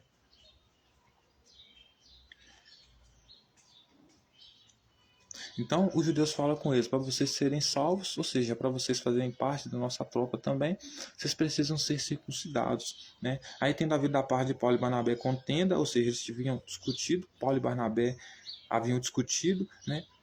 E não era pequena discussão entre eles, resolveram que esses dois e alguns dos outros dentre eles subissem a Jerusalém, né, aos apóstolos e presbíteros com respeito a essa questão. Então eles foram a presbíteros e apóstolos lá no templo de Jerusalém perguntar a respeito de circuncisão, se era verdade então que Moisés falou que tinha que cortar a pele do negócio, do saco, para poder ser judeu. A gente sabe que era. Para você ver como Paulo era desinformado pra caralho, né? Jesus também às vezes parece que era, né? Tanto que os fariseus falavam, né? Como é que você, sendo analfabeto, consegue fazer essas, né, loucuras isso aí? Porque não sabia nada da lei, né?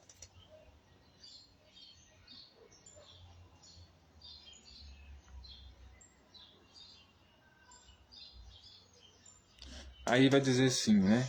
Enviados, pois, até certo ponto, acompanhados pela igreja, atravessaram as províncias de Fenícia e Samaria e, narrando a conversão dos gentios, causaram grande alegria a todos os irmãos. Tendo eles chegado a Jerusalém, foram bem recebidos pela igreja, pelos apóstolos e pelos presbíteros, relataram tudo o que Deus fizera com eles. Insurgiram-se, entretanto, alguns da seita dos fariseus que haviam crido, dizendo: é necessário circuncidá-los e determinar-lhes que observem a lei de Moisés. Então, ou seja, Paulo havia tido uma discussão louca, né, sobre se deveria, com os judeus, se deveria circuncidar ou não, né? Porque ele achava que as pessoas iriam ser salvas pela graça, porque ele achava que poderia mudar a lei, mudar a tradição do povo judeu, coisa que Jesus tentou fazer em um certo sentido, mas não conseguiu, né? Então, eles foram lá no templo de Jerusalém, então perguntar, né, para os apóstolos e pelos presbíteros lá a respeito da circuncisão e relatar pelas coisas que Deus tinha feito com eles, ou seja, eles haviam fugido da prisão, eram fugitivos, etc. e tal. Então foram lá falar com eles, né, a respeito da circuncisão, inclusive, né? Aí insurgiram-se entre alguns da seita dos fariseus, ou seja, alguns da seita dos fariseus, alguns que eram entendedores da lei de Moisés, né, vieram e falaram com eles, né? E surgiram, entretanto, alguns da seita dos fariseus que haviam crido, dizendo, eles criam e diziam, é necessário circuncidá-los, determina-lhes que observem a lei de Moisés. Então, eles chegam e falam perante as autoridades que Paulo mais Barnabé foi lá perguntar a respeito da circuncisão. Bom, se vocês analisar a lei de Moisés, creio que vocês não analisaram, porque são burros, são analfabetos, mas a lei de Moisés diz que você, eu pelo menos creio isso, que você tem que ser circuncidado, certo? Você precisa se circuncidar. Então se reuniram os apóstolos e os presbíteros para examinar a questão.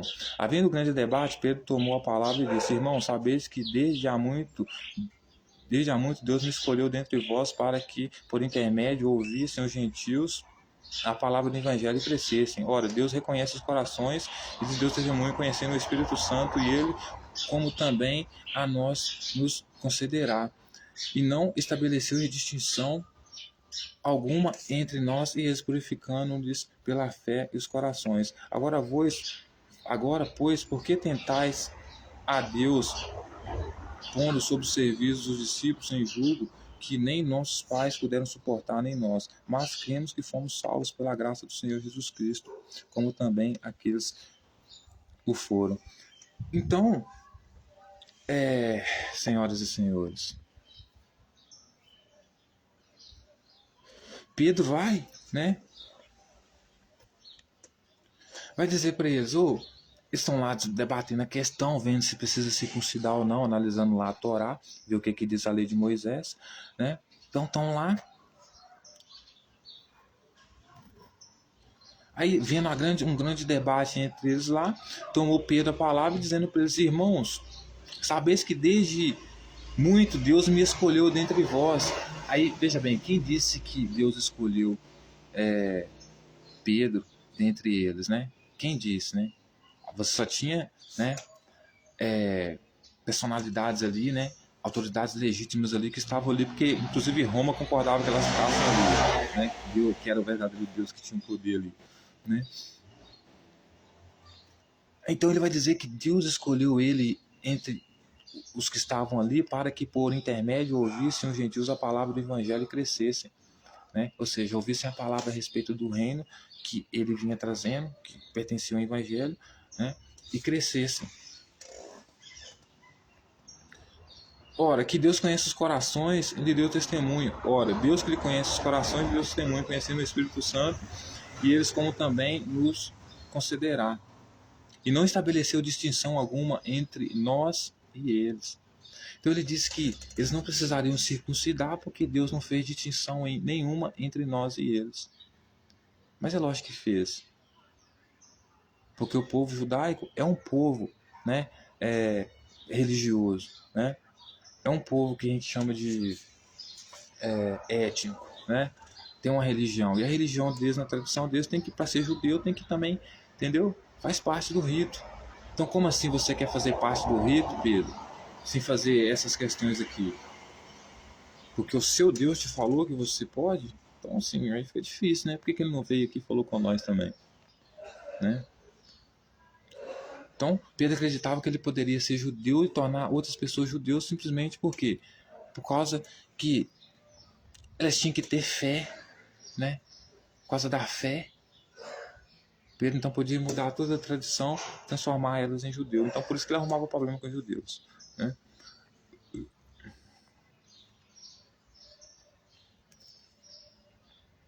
Então ele pergunta: por que você coloca sobre, né, as costas dos judeus peso que nem seus pais conseguiam suportar, né?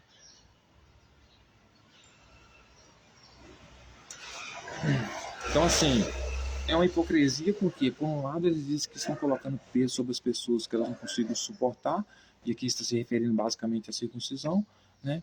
Mas eles, por outro lado, também colocam, porque vocês vêm trazer o reino do céu e vêm trazer mulher adúltera, está colocando um peso enorme sobre as pessoas, porque trazer a lei de Moisés, como eles pretendem também, cumprir a risca, né? Você obriga uma mulher que foi estuprada e violentada por um homem a se casar com ela, e se essa mulher, por algum motivo, carência, trair esse cara, ela é morta por adultério. Então, ou seja, isso também é colocar um peso sobre as costas das pessoas, né? Não é só a circuncisão. A própria lei em si já é impraticável, é falível, né?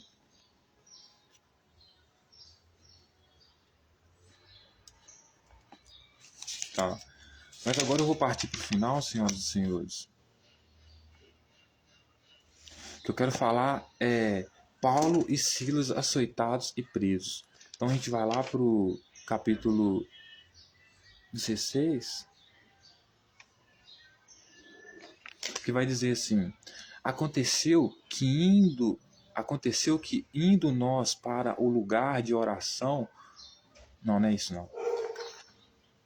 Capítulo 16, versículo 19. Paulo e Silas açoitados e presos. E vendo seus senhores que se lhes desfizera a esperança do lucro, agarrando Paulo e Silas, os arrastaram para a praça à presença das autoridades. E levando aos pretores, disseram: estes homens, sendo judeus, perturbam nossa cidade, pregando costume que não podemos receber nem praticar, porque somos romanos. Levantou-se a multidão unida contra eles, e os pretores, rasgando-lhes as vestes, mandaram açoitá-los com várias. E depois lhes deram muitos açoites e lançaram no cárcere, ordenando aos carcereiros, né, que lhes guardassem com toda a segurança. Esse, recebendo tal ordem, levou-os para o carcereiro e lhe prendeu os pés no tronco. Por volta da meia-noite, Paulo e Silas oravam, cantavam louvores a Deus. Os demais companheiros de prisão escutavam. De repente sobreveio tamanho terremoto que sacudiu os alicerces da prisão, e abriram-se todas as portas e saltaram as cadeias de todos. Então, senhoras e senhores, veja só, Paulo vai ser preso, né? E não seria diferente, né? Se você adere a esse movimento, né, radical, extremista, fundamentalista, né, que é o movimento judeu, né, que é esse movimento dos seguidores de Cristo aqui, dificilmente você não vai ser preso, porque você se torna insuportável, ingostável. Basicamente obriga todo mundo a gostar de você, a achar que você é uma coisa que você não é. Você é foda, você é salvo, você é diferente dos outros, tem sangue azul, você é louco, né?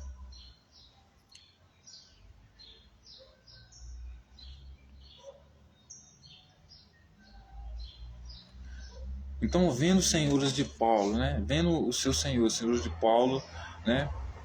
E de Silas, né? Que eles desfizeram a esperança do lucro, né?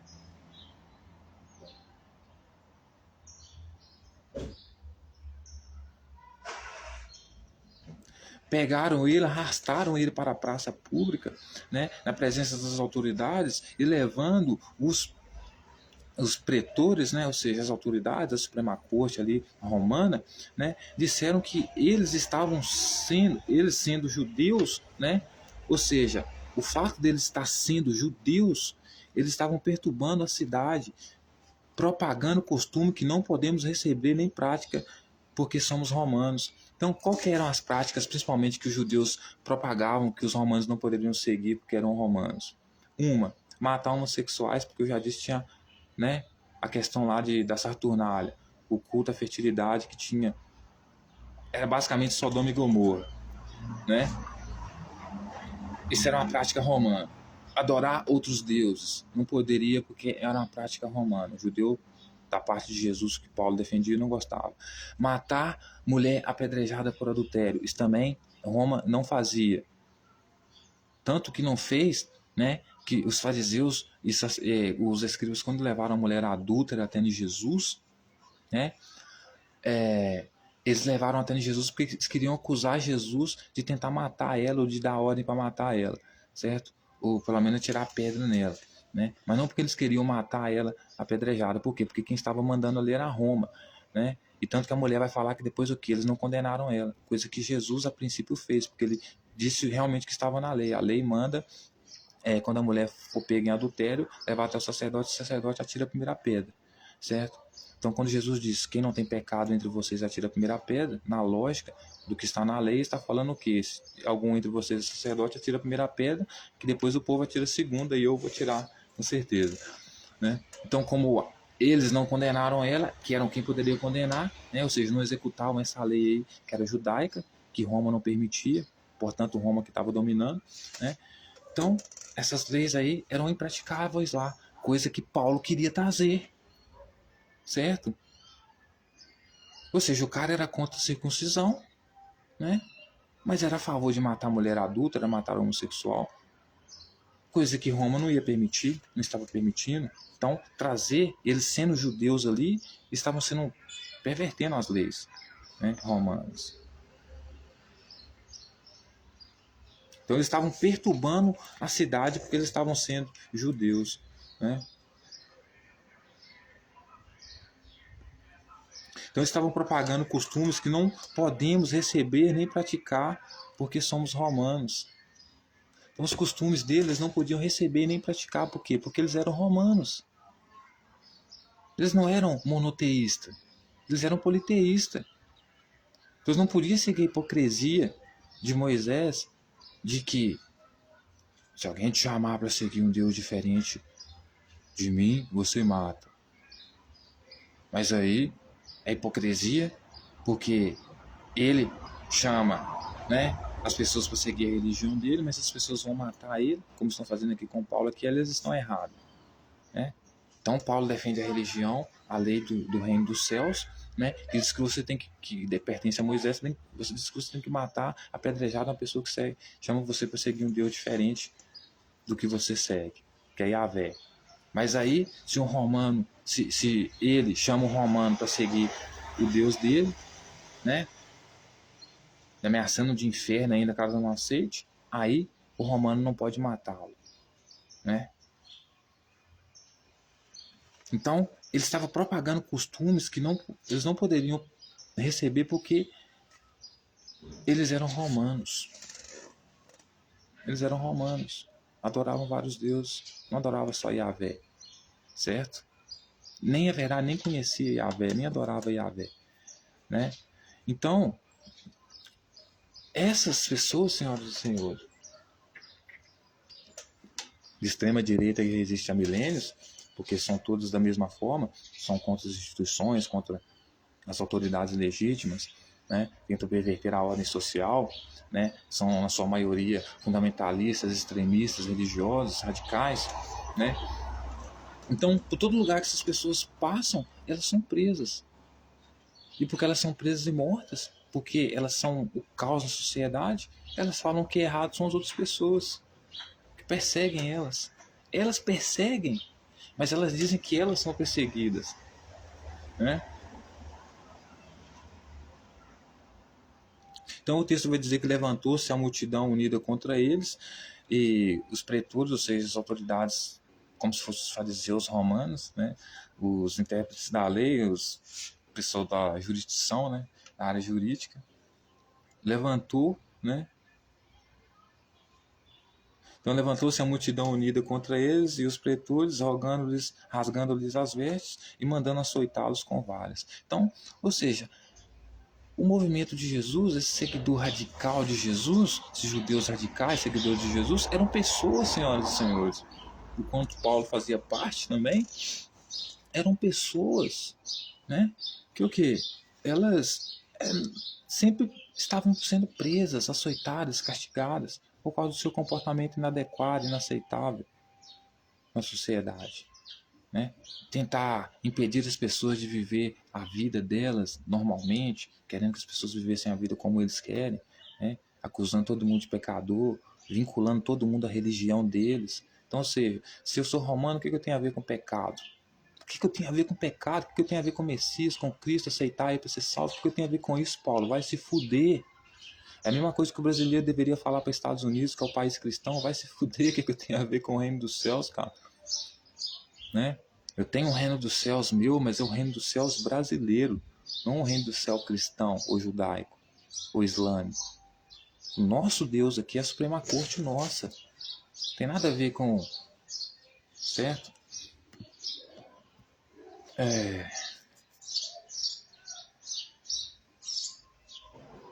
Depois lhes deram muitos açoites e lançaram no cárcere. Então depois prenderam eles. Depois de bater bastante neles, prenderam eles, ordenando o carcereiro que guardasse eles com toda segurança. Ou seja, se mandou guardar com segurança porque considerava o quê?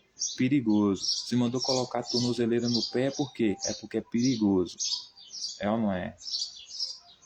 E aí Messias Bolsonaro... Este, percebendo tal ordem, levou para o cárcere interior e lhes prendeu os pés no tronco. Por volta da meia-noite, Paulo e Silas cantavam louvores de Deus e os demais companheiros de prisão escutavam. De repente, sobreveio tamanho terremoto, sacudiu os alicerces da prisão, abriram-se todas as portas e soltaram-se as cadeias de todos. A conversão do carcereiro, né? O carcereiro despertou do sono e, vendo abertas as portas dos cárceres, puxando a espada, ia se suicidar, supondo que os presos tivessem fugido. Mas Paulo bradou em alta voz: não te faças nenhum mal, que todos aqui estamos. Então o carcereiro, tendo pedido uma luz, entrou precipitadamente no trêmulo, prostou-se diante de Saulo e Silas. Depois, trazendo-os para fora, disse: Senhores, que devo fazer para que seja salvo? Respondeu-lhes: Crê no Senhor Jesus e serás salvo, tu e a tua casa. Eles pregaram a palavra de Deus e a todos da sua casa. Naquela mesma hora da noite, cuidando deles, lavou-lhes os vergões dos açoites. A seguir, foi-lhe batizado a todos os seus. Então, levando-os para a sua própria casa, dispôs a mesa e com todos os seus, manifestava grande alegria por terem crido em Deus. Quando amanheceu, os pretores enviaram os oficiais de justiça com a seguinte ordem: põe aquele homem em liberdade. Então o carcereiro comunicou a Paulo essas palavras. Os pretores ordenaram que fosse exposto em liberdade. Agora, pois, sai e ide em paz. Paulo, porém, replicou-lhes: se tem havido processo formal contra nós, não açoitaram. Paulo, porém, lhes replicou: se tem havido processo formal contra nós açoitaram publicamente.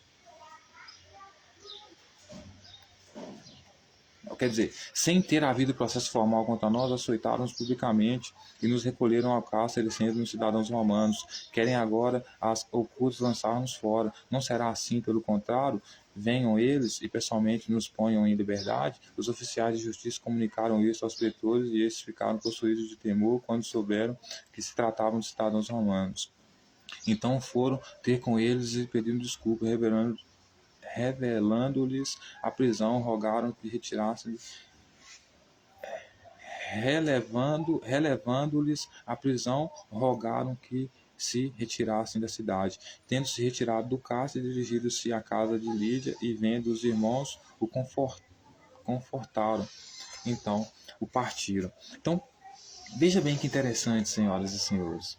Né? Assim como houve a libertação do povo de Pedro no cárcere lá, né? Um anjo lá, né? Um anjo aqui é um soldado, né? Ou seja, pode ser aqui um anjo é um que pertence, pode ser uma pessoa que, como é o anjo, como é o reino dos céus que Pedro defende, então o anjo que salvou ele aqui poderia ser um radical extremista, né?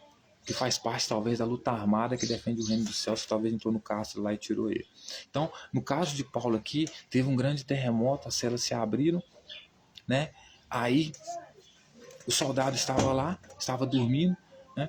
Aí os carros se abriram, ficou tudo aberto, aí ele ficou morrendo de medo, o soldado, porque ficou com medo de que ele fosse punido, porque os presos pudessem ter fugidos, e foi pedido para ele que guardasse com segurança aqueles presos, né? Aí Paulo falou, não, calma, estamos aqui, não precisa se suicidar. Ou seja, ele não se suicidou porque ele estava com medo de Paulo, né? Mas se suicidou porque ele estava com medo de ser punido por não ter guardado Paulo, né? Então, esse grande terremoto que teve acontecido aqui pode ter sido alguém que foi lá salvar eles também, ou que abriu a porta do cárcere para eles, etc. e tal, e eles não quiseram fugir, certo?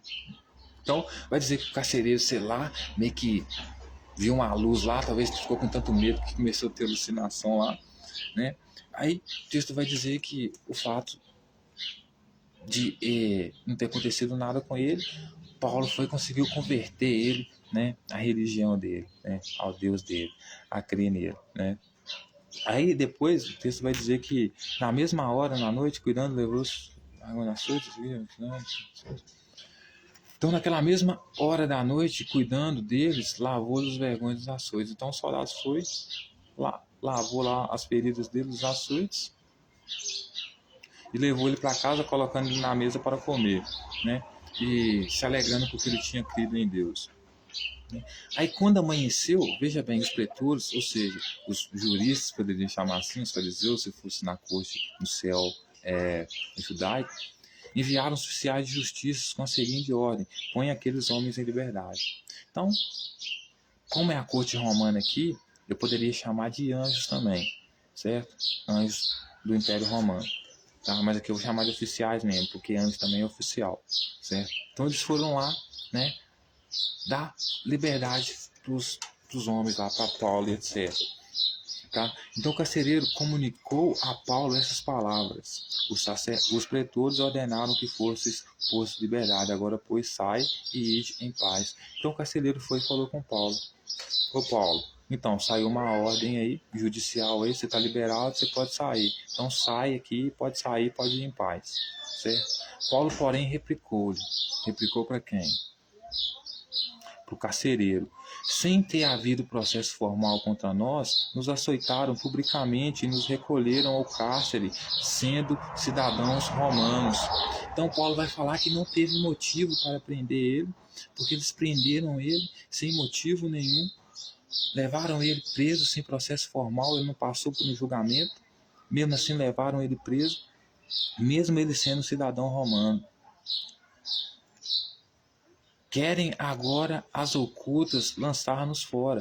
Ou seja, além de nos prenderem, Paulo está falando, nos prenderam sem ter um processo legal, sem passarmos por um julgamento, e além disso ainda querem jogar-nos fora, jogar a gente fora, mandar a gente fora, embora da cidade, né? Não será assim, pelo contrário? E Paulo está falando assim, não seria pelo contrário, pelo fato de eu ser cidadão romano, ou senhor oficial, ou senhor carcereiro? Não era você, em vez de me prender, me trazer para a sua sociedade, por eu ser um cidadão romano?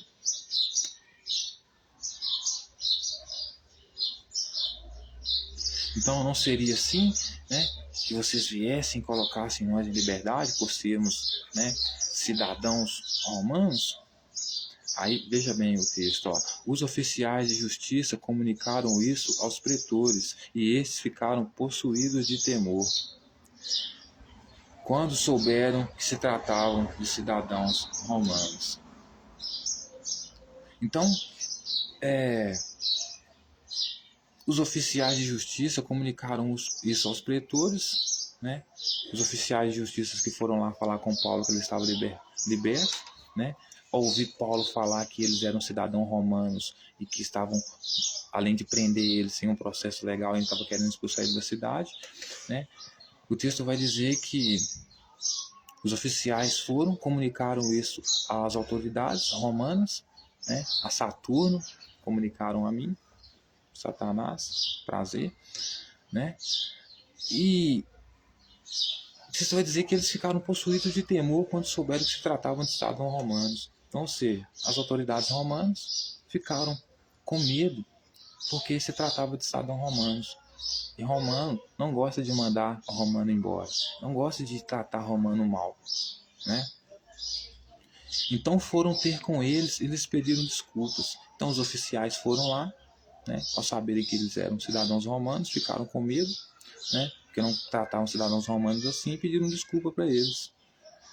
E revelando-lhes a prisão e relevando-lhes a prisão, ou seja, relevou a prisão deles, rogaram que se retirassem da cidade. Ou seja, mesmo sabendo que eles eram cidadãos romanos, senhoras e senhores, foram até eles, apenas pediram desculpas e pediram que a prisão deles fosse revogada. Então, morre aqui, não vai responder nenhum processo com nós aqui, certo? Mas o que eles fizeram? Mandaram eles o quê? Embora da cidade, para que eles se retirassem da cidade, ponto final. Ou seja, eles iriam ser libertados mesmo naquela manhã, certo? Porque mandaram libertar eles antes de saberem que ele era cidadão romano, também tinha dupla cidadania. Então, mas quando chegaram lá, né, apesar de sentir um pouco de medo, porque sabiam que estavam prendendo o cidadão romano também, porque tinha dupla cidadania, mesmo assim ainda não perdoou. Libertou ele da prisão, porque viu que não era conveniente manter ele preso, mas mandou ele sair da cidade, expulsou ele da cidade. É isso que nós podemos ter com Bolsonaro. Bolsonaro, você quer sua liberdade? A gente pode te libertar aqui, porque você é cidadão brasileiro. Mas você vai ter que ir embora para os Estados Unidos e ficar lá para sempre. Nunca mais vai poder ser nada aqui no Brasil. Da nossa cidade, do nosso país, você vai rapar fora. É isso que nós deveríamos fazer, passar a expulsar pessoas da cidade que são com a extrema-direita, né?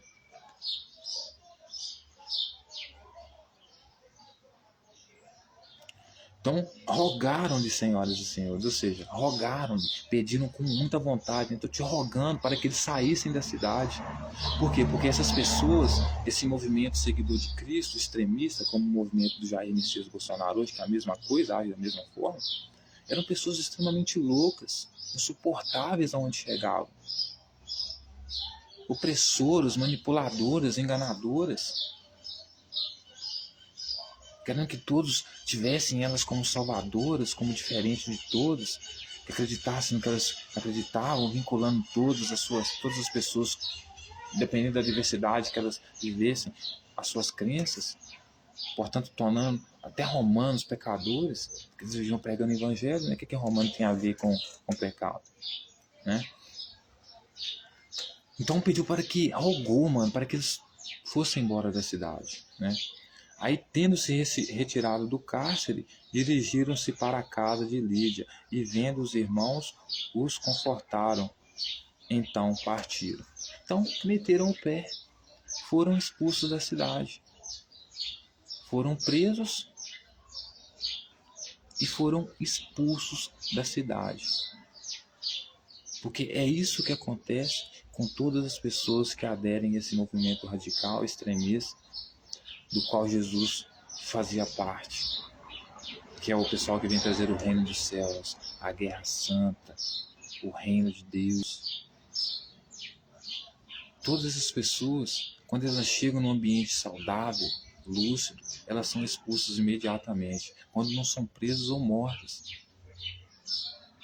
Simplesmente porque são pessoas insuportáveis, né?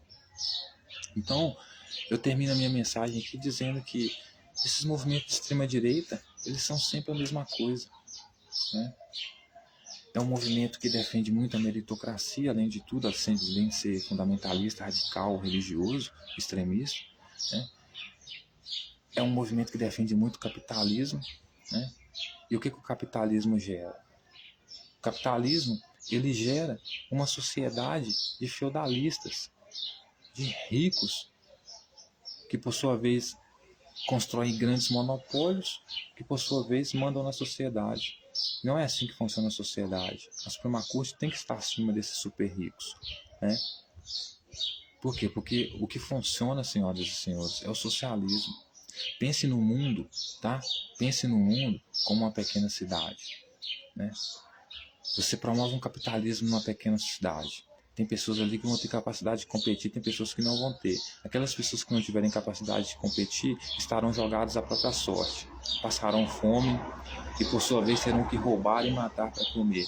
E vão atrás daqueles que têm alimento. Quem que são aqueles que têm alimento? Os grandes capitalistas. Então, até o pequeno burguês que tem pouco, ele se sente ameaçado nesse capitalismo doentio, né, de oferta e demanda, que na verdade a sociedade deveria ser assim, né, de forma razoável, né, de forma respeitosa, mas surgem esses movimentos aí feudalistas aí. Aí banqueiros começam a controlar a sociedade. Aí começa a surgir fome, miséria. Aí daí começa a surgir grupos extremistas, revolucionários, que depois se tornam criminosos na sociedade, como o Falante Vermelho, que vai direto no ponto central, né, das pessoas que causam esses danos a eles, que é a pobreza, que é o quê? Que são os banqueiros, que são donos do dinheiro, né? E aí, o que acontece, senhoras e senhores? O caos na sociedade. Mas quando você tem uma Suprema Corte, um poder único não, um poder primordial acima de todos, você consegue estabelecer o socialismo, a igualdade, a equidade, né, de condições de vida para todos. Então você consegue garantir casa, comida, né, lazer, educação, saúde a todos, certo? E por que eu estou dizendo isso? Porque o mundo não é diferente. Pense no mundo, no cenário como se fosse uma cidade que eu acabei de dizer agora capitalista, né? Você vai ter países super desenvolvidos que vão dominar o mundo, né? E você vai ter países pequenos que não conseguiram desenvolver, que estão morrendo de fome aí, que são capazes de matar outras pessoas para comerem, para matar sua fome. O que vai acontecer nesse mundo capitalista? Esses países pequenos vão se juntar para atacar essas grandes potências, para assaltar essas grandes potências. Então, haverá, nesse cenário mundial, como uma cidade que eu estou colocando aqui, né, esses movimentos que trazem caos, certo? Mas por quê? Porque não tem uma vida digna para todos, né? Então, o nosso Supremo Tribunal Federal, inclusive o nosso ministro Alexandre de Moraes, tem mostrado muita garra, honestidade, verdade, lealdade à nossa família. Nós pretendemos colocar ele, né, como a sua descendência como um juiz, né, como descendentes, né, como herdeiros, né, de uma cadeira na Suprema Corte de um governo mundial, né? Assim que tem que ser o mundo também, né? Você precisa de uma ordem que estabeleça regras, como no jogo de futebol que eu disse, né? Que estejam ali para fazer isso, né? Estabelecer a ordem. No governo mundial, você vai precisar desse socialismo, desse governo. Aí você entra com BRICS, né? Você entra com BRICS. A Rússia entra com força militar potente desse bloco. China com ciências e tecnologia e educação. Brasil com agricultura em produção potencial em máxima, certo? E aí a gente consegue juntos ajudar os países menos desenvolvidos a terem condições justas, né, com os outros países desenvolvidos. E assim esses países então não sejam como os grupos, né, que surgem por abandono do Estado dentro da sociedade e vão contra o Estado e depois transformem o mundo em um caos completo. Então a gente precisa disso, né? Nós já estamos indo bem porque a gente já tem, né, a China e a Rússia fechando esse contrato com nós, né, juntos, né? E na mesa os juízes não podem faltar, Saturno não pode faltar, né? Porque se continuarmos nesse mundo capitalista, o feudalismo continuar crescendo, embora várias pessoas não vejam isso, Os que têm dinheiro vão mandar, os que não têm estarão jogados à própria sorte, e o mundo continuará nessa guerra. E a verdadeira justiça não poderá ser feita, porque não tem dignidade para todos. O cara está roubando porque precisa comer, como é que eu vou punir o cara?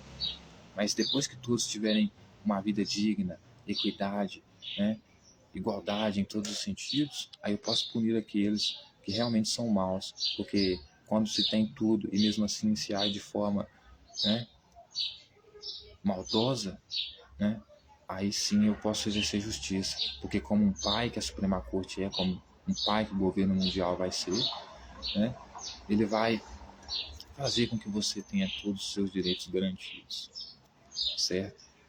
Então você vai ter comida, bebida, lazer, saúde, mas se você aprontar é porque você realmente é uma pessoa que tem que punir, né, mano? Porque senão outras pessoas saem prejudicadas. Ninguém iria querer viver num mundo sem ordem, né, sem leis. Né? Então, termino essa mensagem aqui hoje. Muito obrigado e até mais. Tchauzinho.